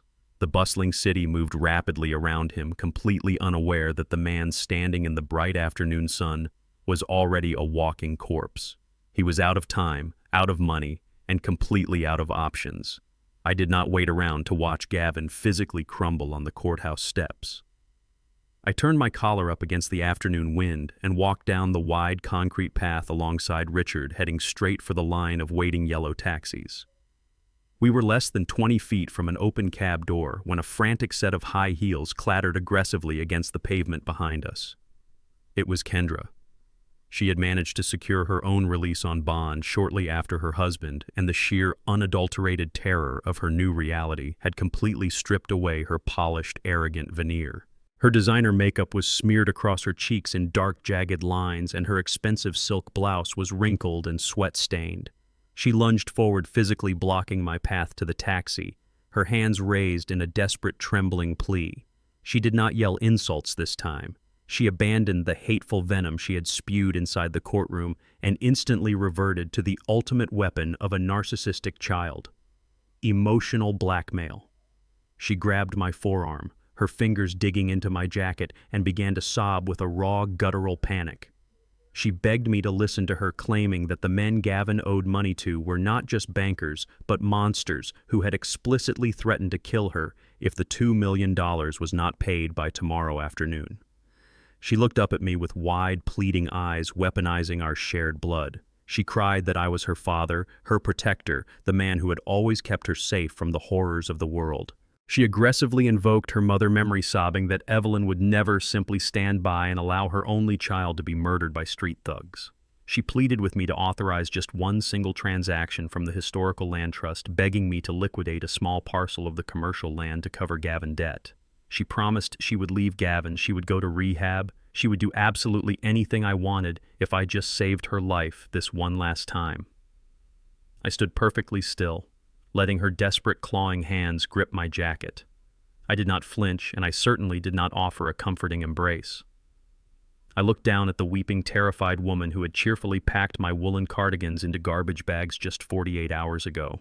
I reached slowly into the deep inner pocket of my coat.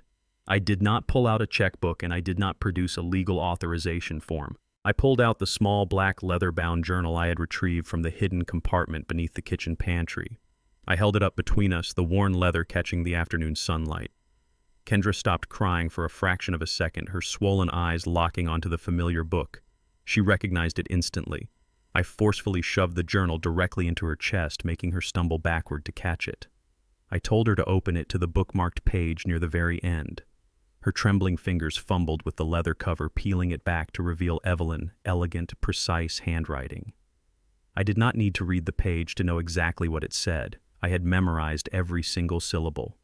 I spoke the words aloud, my voice ringing with a cold, absolute finality that cut right through the ambient noise of the city street. I reminded Kendra of the thousands of dollars she had systematically embezzled from her mother community church fund years before she ever met Gavin. I detailed how Evelyn had quietly drained her own personal emergency savings to replenish the stolen church funds, protecting Kendra from a federal theft indictment and a lengthy prison sentence. But more importantly, I quoted Evelyn's final devastating written verdict. I recited the exact sentence my wife had penned on the day she discovered the full extent of her daughter's greed. Evelyn wrote that her daughter had died the exact day she consciously chose money over her own family, and that from that moment forward, she was nothing more than a dangerous stranger living under our roof. Kendra stared at the handwritten page, her breath catching in her throat, as the undeniable proof of her mother's ultimate disappointment stared back at her. The ultimate emotional trump card she had tried to play had just been incinerated. I stepped closer to her, lowering my voice to a sharp surgical whisper. I told her that I had spent my entire life breaking my back to provide her with a foundation of morality, strength, and financial stability. I explained that she had taken that foundation, spit on it, and attempted to bury me alive simply to fund a lavish lie. I looked her dead in the eye and stated with absolute unwavering certainty that I would not authorize a single penny from the historical land trust to save her or the parasite she married. I told her that the trust was designed to build a future for our community, not to pay off the blood debts of a fraudulent real estate broker and his complicit, treacherous wife. I informed her that she was completely cut off financially, legally, and emotionally. She had made a horrific bed with violent criminals, and now she had to lie in it without my protection. I turned my back on her without another word, slid into the back seat of the waiting yellow taxi, and firmly shut the heavy door, leaving her standing on the sidewalk, clutching the physical proof of her own moral bankruptcy. As the taxi pulled away from the courthouse curb, I glanced through the rear window. Kendra had collapsed onto the hard concrete, her hands covering her face as she surrendered to the absolute certainty of her impending doom. But my eyes quickly shifted past my weeping daughter and locked onto a figure standing near the entrance of the underground parking garage. It was Gavin. He had witnessed the entire interaction from a distance. He had watched Kendra plead for her life, and he had clearly seen me reject her, get into the cab, and drive away without offering a single ounce of financial salvation. The final microscopic sliver of hope he had been clinging to instantly evaporated. The absolute realization that there was no secret bailout, no last-minute family rescue, and no way to satisfy the $2 million bounty on his head triggered a violent, catastrophic psychological break. I watched his posture shift from defeated panic to a terrifying primal madness. He was a dead man walking, and a man with absolutely nothing left to lose is the most dangerous creature on earth. Gavin sprinted toward his sleek black sports car parked illegally near the loading zone. He did not get into the driver's seat immediately. He popped the electronic trunk, reached beneath the carpeted floorboard, and pulled out a heavy, dark metal object, a compact semi-automatic handgun. He shoved the weapon into the waistband of his trousers, slammed the trunk shut, and jumped behind the steering wheel. The sports car tires shrieked violently against the asphalt as he violently pulled into the flow of city traffic, his eyes locked aggressively onto the back of my yellow taxi. I faced forward, instructing the cab driver to head toward the industrial district on the outskirts of town, a route consisting of long, desolate stretches of empty warehouse roads. I checked the side mirror. The black sports car was weaving recklessly through the traffic, running red lights and closing the distance between us with a frantic homicidal urgency. Gavin was coming for me, armed and entirely unhinged. The yellow taxi rattled over the uneven, cracked pavement of the industrial district. The sun was dipping below the horizon, casting long, menacing shadows across the deserted warehouse roads. I watched the rearview mirror with a calm, analytical eye. Gavin Black's sports car was no longer just following. He accelerated with a deafening roar of the engine, swerving recklessly into the oncoming lane to pull alongside the cab. With a violent jerk of his steering wheel, Gavin slammed the side of his heavy vehicle against the front quarter panel of the taxi. The impact sent a violent shudder through the cab.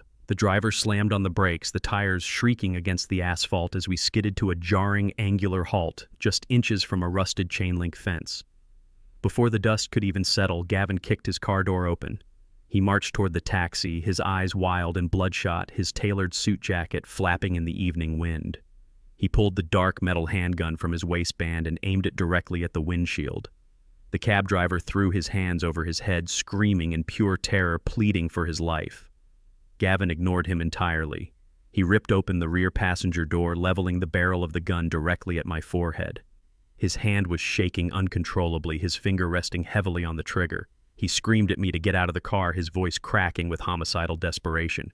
He grabbed the lapel of my jacket violently, yanking me out of the back seat and onto the rough concrete. The cab driver did not wait for a second invitation. He threw the taxi into reverse tires, spinning, and sped away in a blind panic, abandoning me on the desolate street.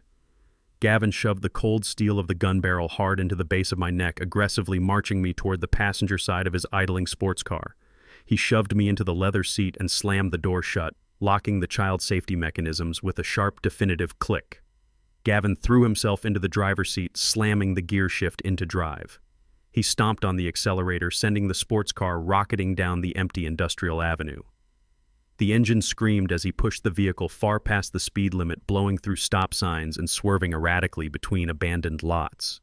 He was driving like a man chased by actual demons, gripping the steering wheel so tightly his knuckles were completely white. He kept the handgun resting on his right thigh. his hand hovering over it, occasionally pointing it at my ribs to emphasize his frantic, manic threats. He yelled that I had ruined absolutely everything. He screamed that I was a stubborn, vindictive old man who was going to get him killed by the syndicate. He swore that if he was going down, he was taking me straight to the grave with him. I did not flinch. I did not beg for my life. I sat perfectly still in the passenger seat, staring straight ahead through the windshield. My absolute silence seemed to enrage him even more. He demanded to know why I was not crying, why I was not pleading for mercy like a normal person facing the barrel of a loaded weapon. I turned my head slowly and looked him dead in the eyes. I kept my expression completely blank, devoid of any fear or intimidation. I told him quietly that pleading was for men who actually feared death, and I only felt profound pity for a coward who needed a gun to face an unarmed senior citizen. My cold, unbothered demeanor rattled him deeply. He swallowed hard, his eyes darting nervously back to the dark road. He thought he had captured a helpless victim, but my absolute composure made him realize he was trapped in a car with a man who had already calculated his every move. I did not resist him at the taxi because physical confrontation was never my strategy.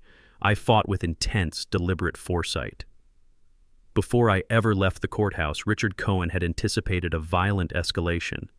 My ruthless lawyer knew that Gavin's sheer financial desperation would eventually bypass his logical reasoning. Richard's security firm had prepared a digital failsafe for this exact scenario. I slowly lowered my left hand to rest casually on my lap, bringing my wrist close to my thigh. I wore a simple, unassuming digital smartwatch. It looked like a standard fitness tracker to the untrained eye, but the internal software had been heavily modified. It was directly synchronized with the local police department tactical dispatch center. With a deliberate, undetectable movement of my right thumb, I pressed and held the small metallic button on the side of the watch face for exactly 3 seconds. A tiny, imperceptible vibration pulsed against my wrist, confirming the silent alarm had been successfully activated. I had just broadcasted a continuous real-time GPS beacon straight to the authorities, flagging my exact coordinates as an active, high-risk hostage situation. The police were already mobilizing. The SWAT teams were already tracking the black sports car tearing through the warehouse district. Gavin thought he was kidnapping me to a secure, undisclosed location where he held all the power. He did not know he was simply driving the delivery vehicle for his own federal arrest. I sat back against the leather seat, watching the abandoned factories blur past the window, silently counting the minutes until his entire world violently imploded. The sports car violently skidded off the main asphalt road, tearing through a rusted chain-link gate and plunging into the overgrown parking lot of a massive, decaying warehouse.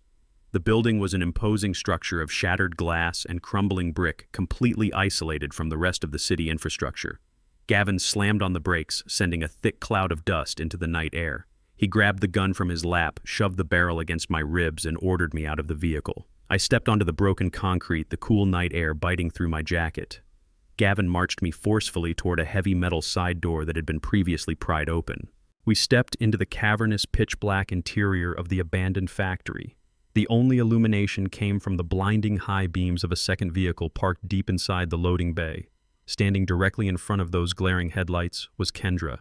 She looked absolutely terrified, shivering in the cold dampness of the warehouse, her arms wrapped tightly around her chest. She had clearly followed Gavin's instructions, waiting in the dark to participate in my final extortion. Gavin pushed me hard, forcing me to stumble forward until I stood directly in front of my daughter. He walked over to the hood of her parked car, grabbing a crumpled piece of paper and a black ballpoint pen. He stormed back over to me, grabbing me by the collar of my jacket and slamming me forcefully against the side of the vehicle. He pressed the cold steel of the gun barrel directly against my right temple. The threat was absolute and immediate. He shoved the piece of paper into my chest. It was a formal, legally drafted trust fund disbursement authorization. It was explicitly drawn up to release $2 million in liquid cash from the Historical Land Trust directly into an offshore holding account. Gavin screamed at me to sign the paper immediately. He shrieked that the syndicate deadline was just hours away and this document was the only thing keeping him and my daughter alive. Kendra looked away, her face contorted in selfish agony, completely unwilling to stop the monster she married from putting a bullet in my brain. The gun dug painfully into my skin, but I looked down at the paper, then back up at Gavin, frantic, sweaty face, knowing the tactical trap was already closing tightly around them. The cold steel barrel of the handgun pressed so hard against my right temple that I could feel the sharp, unforgiving edge of the muzzle digging directly into my bone. Gavin's breathing was ragged and shallow, washing over my face in frantic hot bursts that smelled of stale sweat and sheer panic. He was practically vibrating with a lethal mixture of adrenaline and pure, unadulterated terror.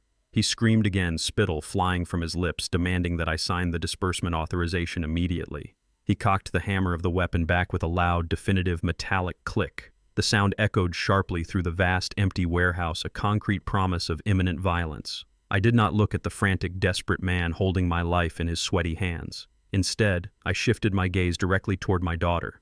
Kendra stood bathed in the harsh, unforgiving glare of the vehicle headlights, completely paralyzed by the sheer gravity of the moment. She watched her husband hold a loaded weapon to her own fatherhead, and she did absolutely nothing to intervene. She did not scream for him to stop.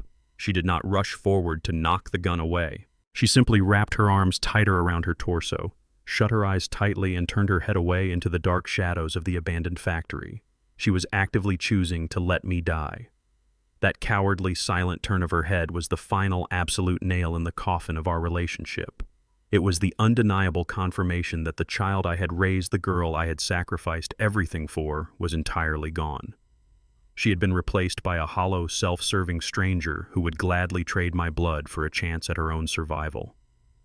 The absolute moral bankruptcy of her inaction washed over me instantly, cementing my resolve into unbreakable stone. I felt no fear. I felt no residual paternal instinct to protect her from the consequences of her abhorrent choices. I only felt a cold, calculating and surgical certainty about what had to be done next. I reached up slowly, keeping my movements incredibly smooth and highly deliberate so as not to startle the twitchy, desperate finger resting heavily on the trigger. I took the black ballpoint pen from Gavin's trembling hand.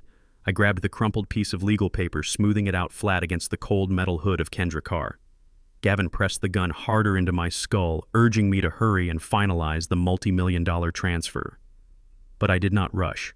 I stood perfectly straight, pinning the document down with my left hand while holding the pen firmly in my right. I looked directly into his wild, bloodshot eyes and spoke with a voice completely devoid of any intimidation. I told him that he was the most pathetic, transparent excuse for a man I had ever encountered in my entire 69 years on this earth. I calmly analyzed the sheer magnitude of his stupidity, breaking down his massive failures with brutal surgical precision.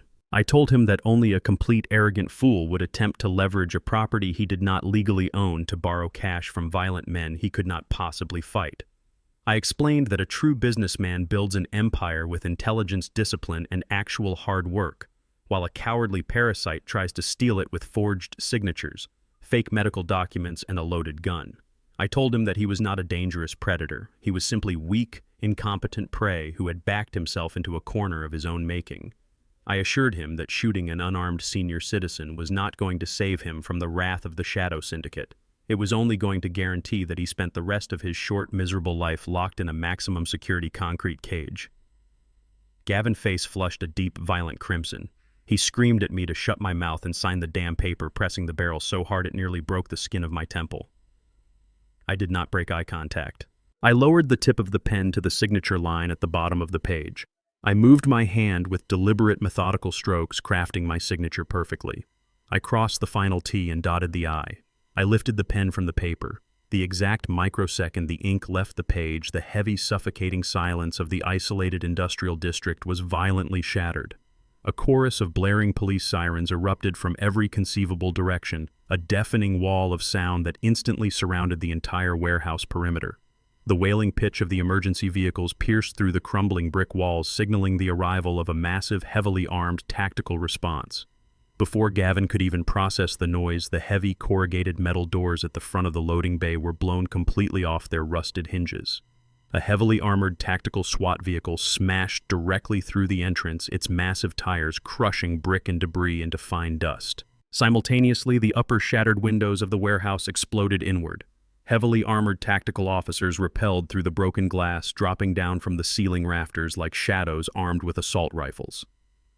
Blinding tactical spotlights mounted on the armored vehicle cut through the darkness, completely flooding the warehouse floor with intense, inescapable white light. The sudden, overwhelming explosion of tactical force sent Gavin into a state of absolute, unadulterated panic. The arrogant real estate broker who thought he had completely outsmarted the system was instantly reduced to a terrified, cornered animal. He let out a high-pitched shriek of sheer terror as the bright red laser sights of a dozen tactical rifles danced across his chest and face. Acting on pure frantic survival instinct, he violently yanked me backward. He wrapped his left arm tightly around my throat, pulling me hard against his chest to use my body as a physical human shield against the advancing strike team.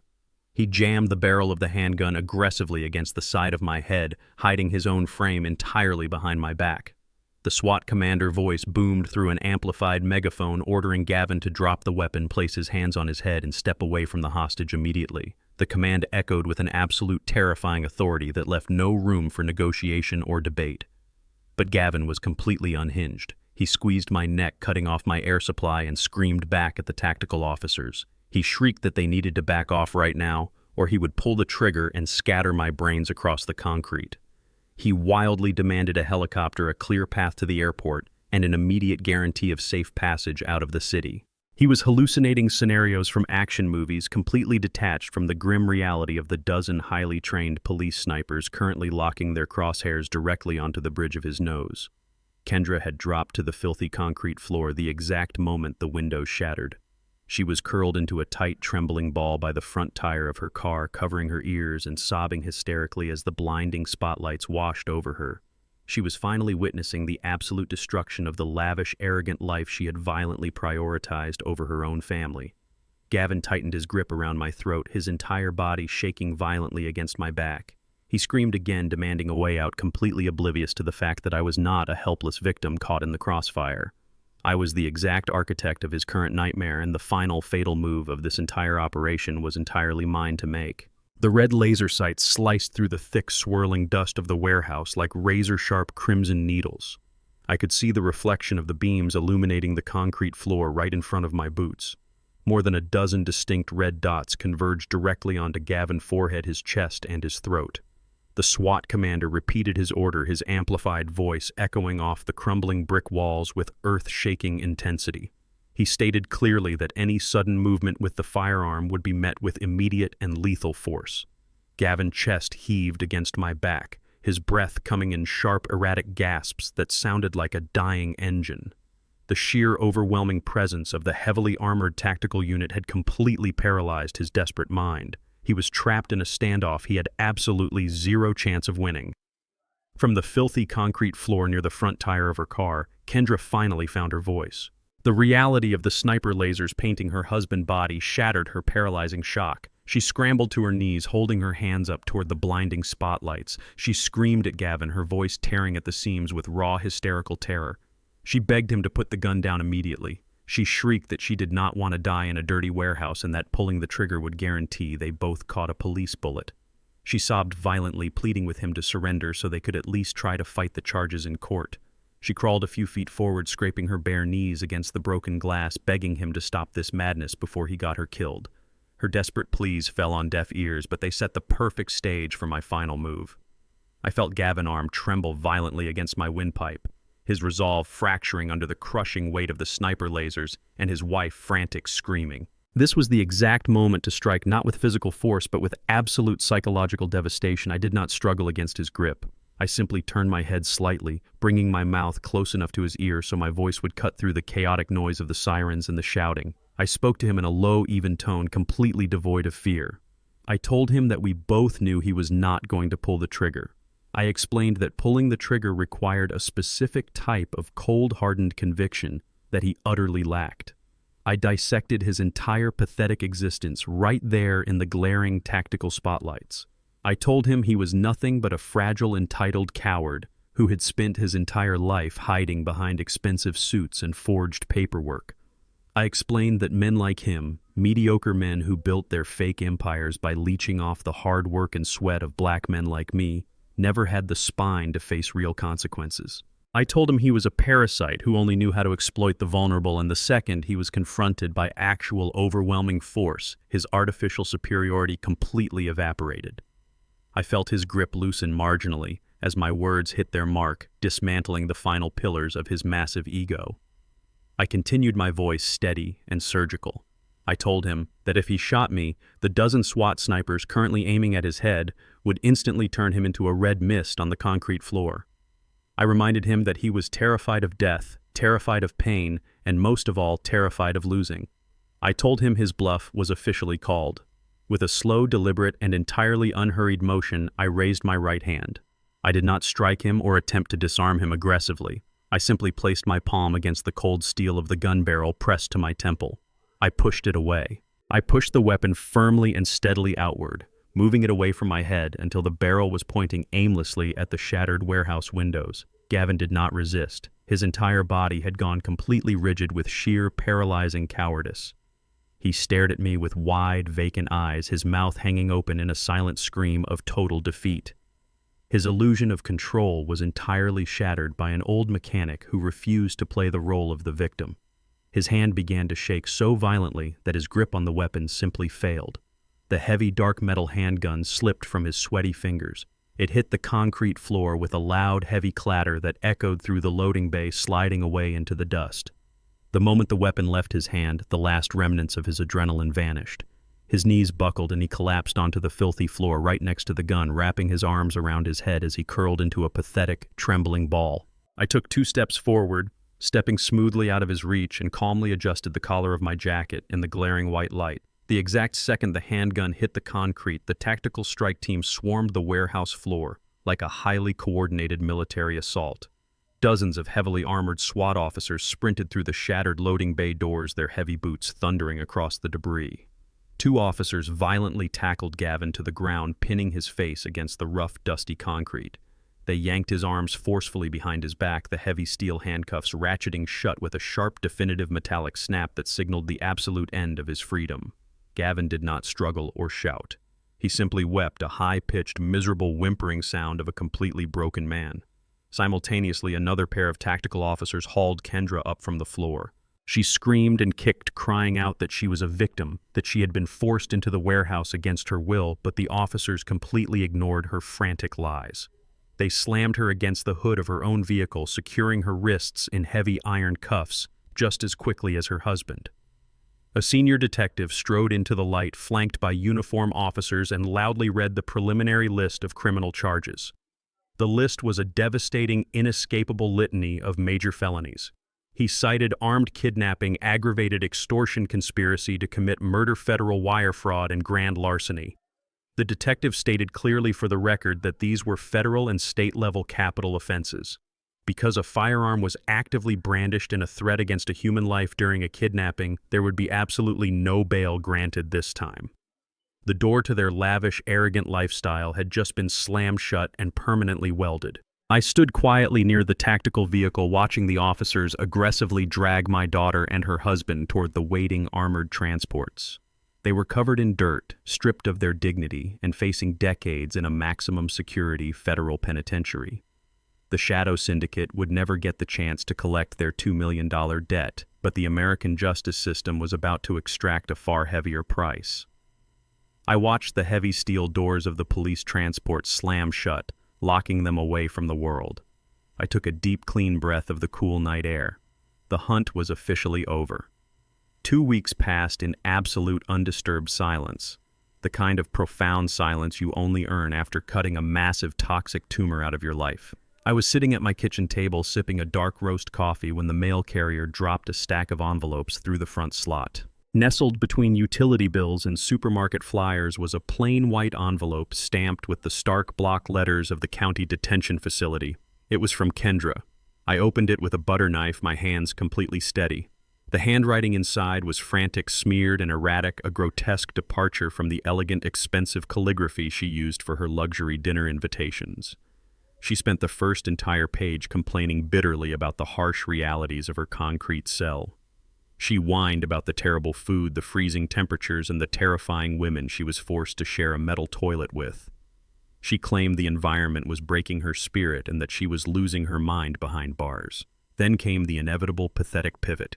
She begged me to forgive her. She pleaded with me to authorize a massive, immediate withdrawal from the Historical Land Trust to hire a high-powered, elite criminal defense team. She swore she could get a favorable plea deal, maybe just a few years in a minimum security facility if she had a ruthless shark of a lawyer fighting for her instead of the overworked public defender the state had assigned.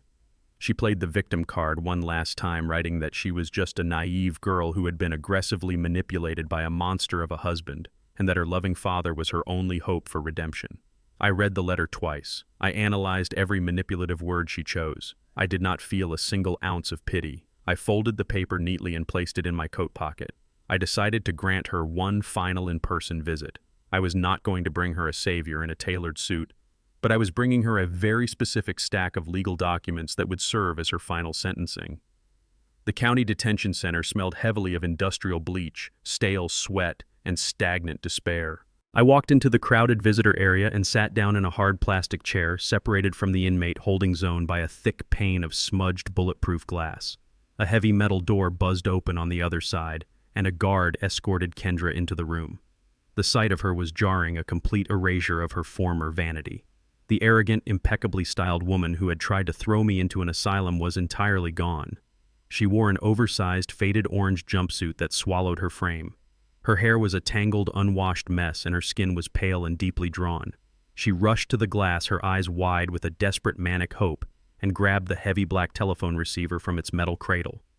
I picked up my receiver, slowly bringing it to my ear. "Daddy," she gasped, the words sounding foreign and intensely hollow coming from her lips. "Thank God you came. Did you talk to Richard Cohen? Did you get the money for the defense team?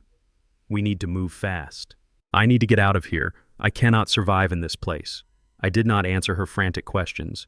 Instead, I reached into my leather briefcase and pulled out a thick, legally bound dossier. I held the document flat against the reinforced glass so she could clearly read the bold, capitalized heading printed on the very first page. It was a finalized civil court decree. I watched her eyes dart across the legal text, her frantic hope rapidly dissolving into absolute confusion and then sheer, unadulterated horror. I spoke into the receiver, my voice completely flat and devoid of any paternal warmth. I told her that I did not bring a criminal defense attorney. I brought a finalized judgment from the county probate court. I explained that I had officially and permanently severed her from the historical land trust.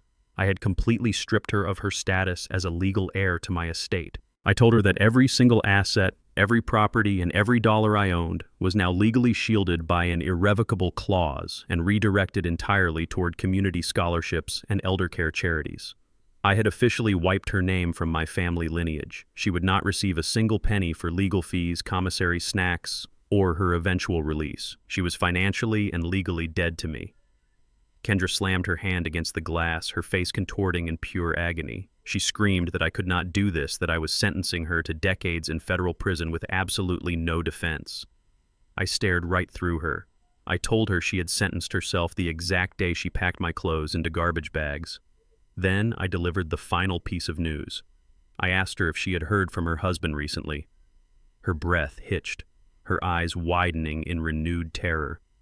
I leaned closer to the glass and told her that Gavin Arrogant Luck had officially run out last night. I explained that the shadow syndicate he scammed did not need to wait for him to get out of jail to collect their blood debt.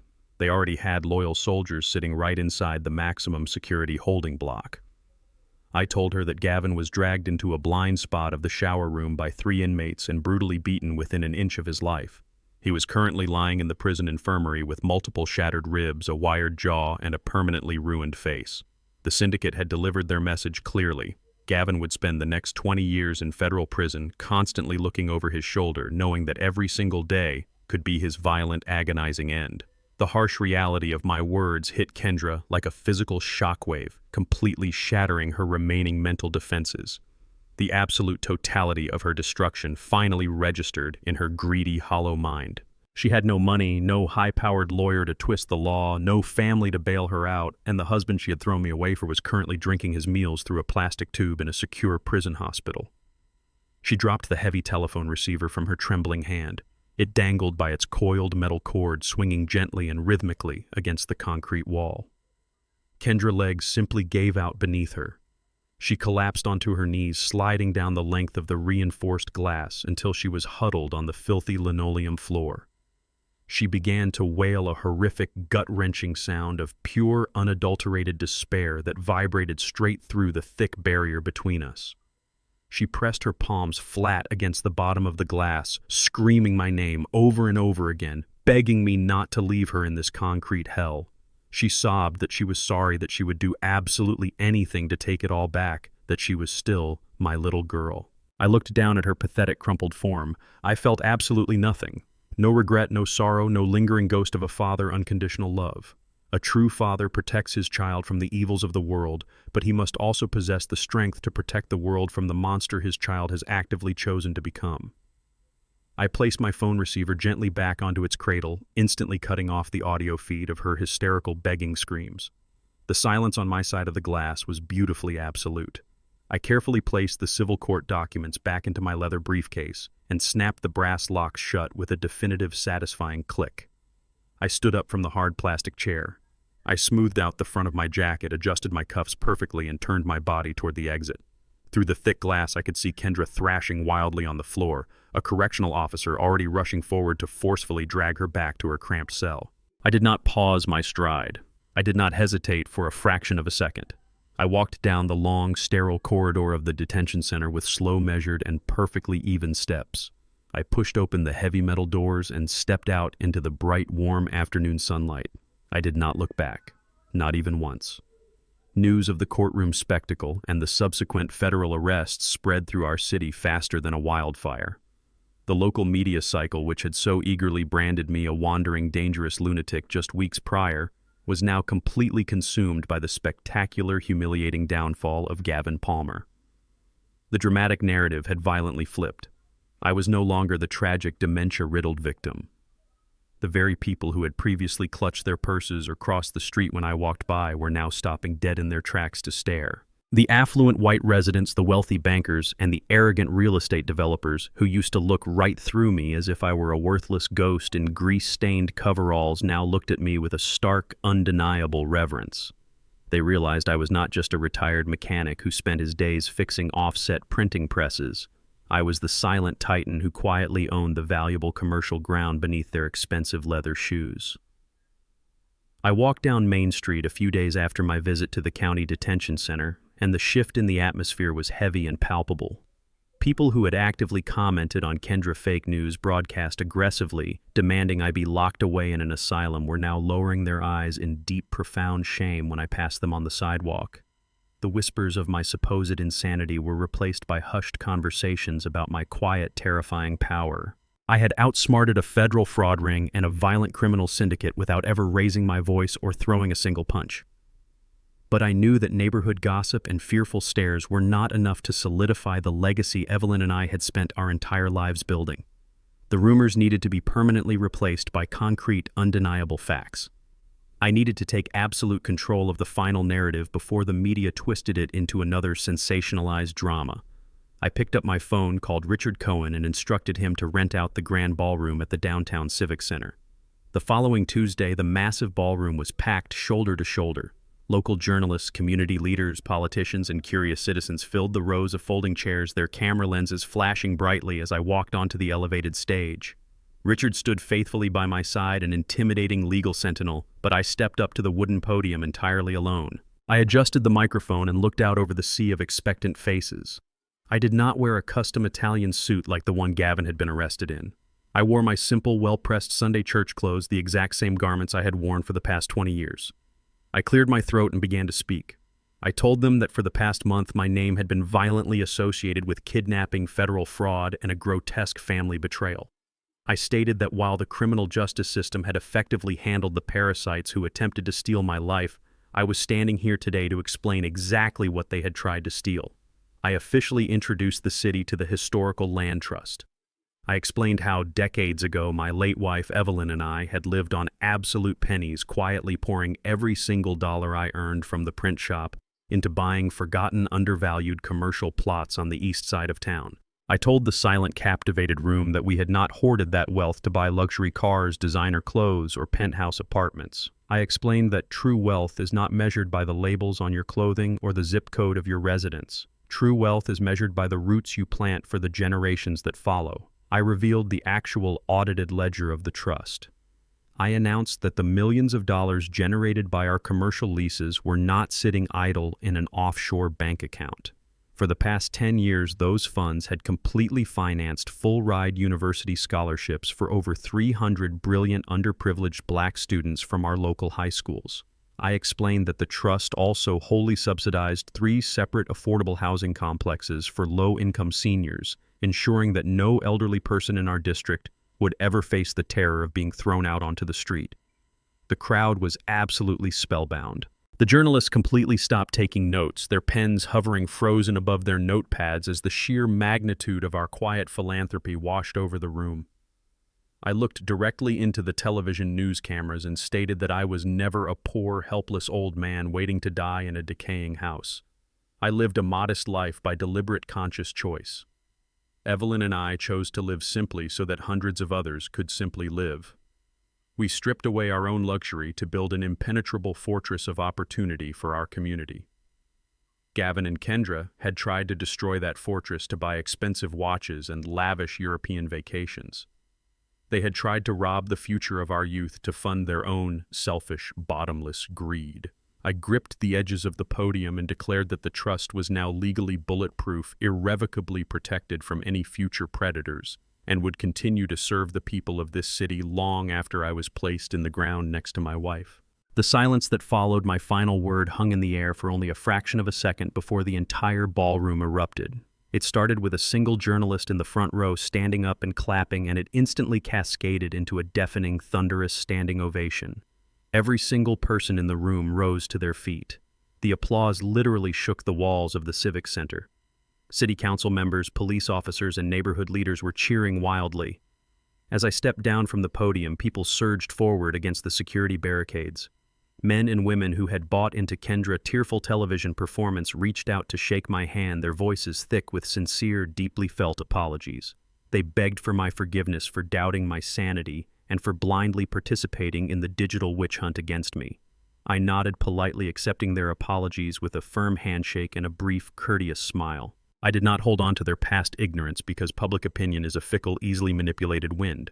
Their newfound respect and their overwhelming adulation were certainly appreciated, but they meant very little to me in the grand scheme of my life. I had not called this press conference to feed my own ego or to bask in the warm, fleeting glow of public redemption. I had simply done it to cement the protective legal shield around our charitable trust and to permanently clear my family name of the filth my daughter had dragged it through. The cameras continued to flash brightly, and reporters shouted desperate questions begging for an exclusive sit-down interview, but I signaled to Richard that we were entirely finished. The ruthless lawyer expertly parted the crowd, carving a clear, unobstructed path for me toward the rear exit of the ballroom.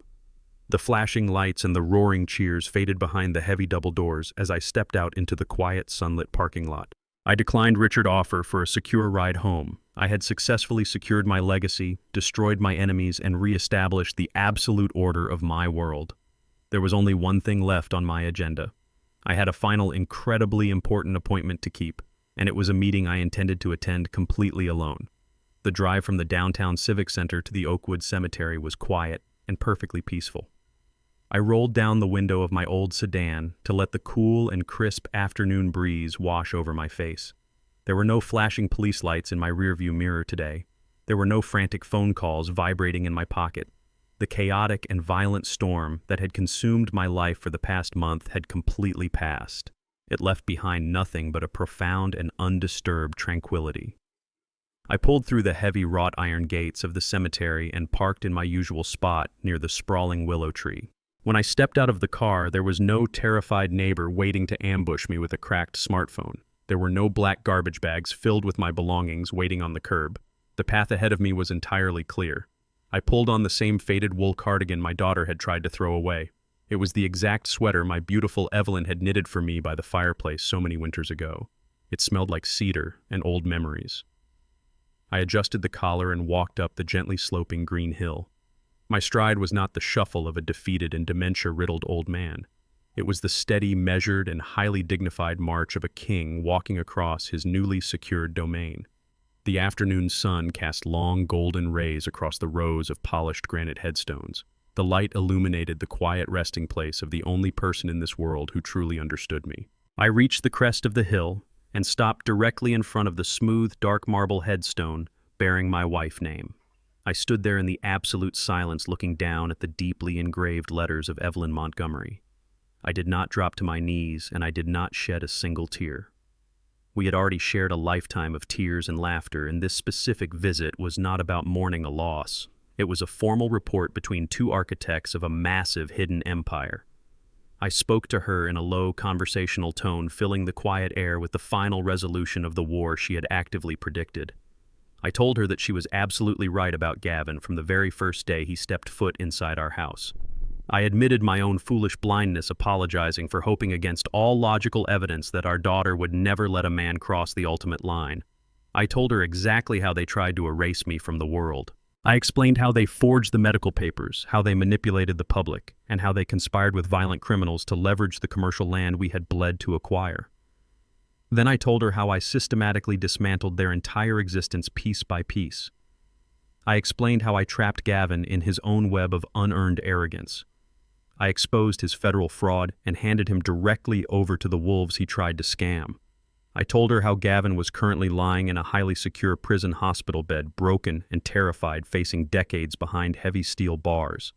I took a slow, steady breath and spoke the hardest truth of all. I told her about Kendra. I recounted the agonizing moment our daughter stood in that dark, abandoned warehouse and silently agreed to let a man put a bullet in my brain. I explained how I used her secret leather journal to completely shatter her final attempt at emotional manipulation on the courthouse sidewalk. I told Evelyn that I had officially and permanently excised Kendra from our legacy. I cut the financial and emotional cord completely.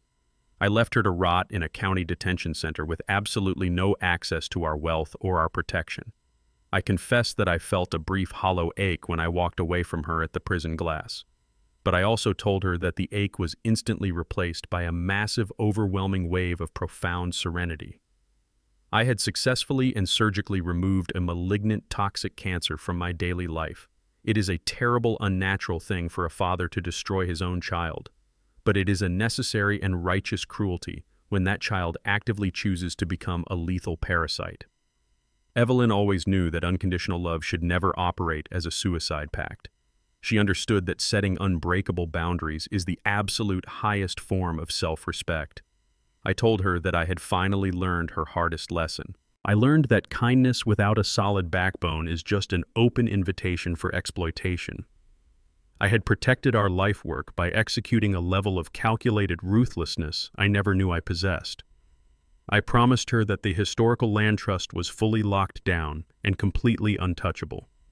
It was actively funding the bright futures of hundreds of children who actually deserved our sacrifice. The legacy we built in the shadows was now standing tall and secure in the bright light of day. I reached down and gently placed a single fresh yellow lily directly at the base of the headstone. I turned away from the grave and looked out over the sprawling city skyline visible from the crest of the hill. The towering glass skyscrapers in the busy commercial districts were completely oblivious to the quiet war that had just been fought and won in their shadows. Society has a very specific and highly dangerous misconception about growing old. People look at gray hair, wrinkled skin, and a slower physical pace, and they automatically assume it equals weakness. They believe that seniors are helpless victims. They think we are easy targets waiting to be scammed, bullied, or shoved into the sterile corners of a nursing home. Gavin and Kendra built their entire fraudulent conspiracy on that exact fatal assumption. They thought my advanced age made me ignorant. They thought my quiet demeanor made me compliant. They fundamentally misunderstood the very nature of true power. The greatest advantage of outliving your youth is the absolute razor-sharp clarity it provides.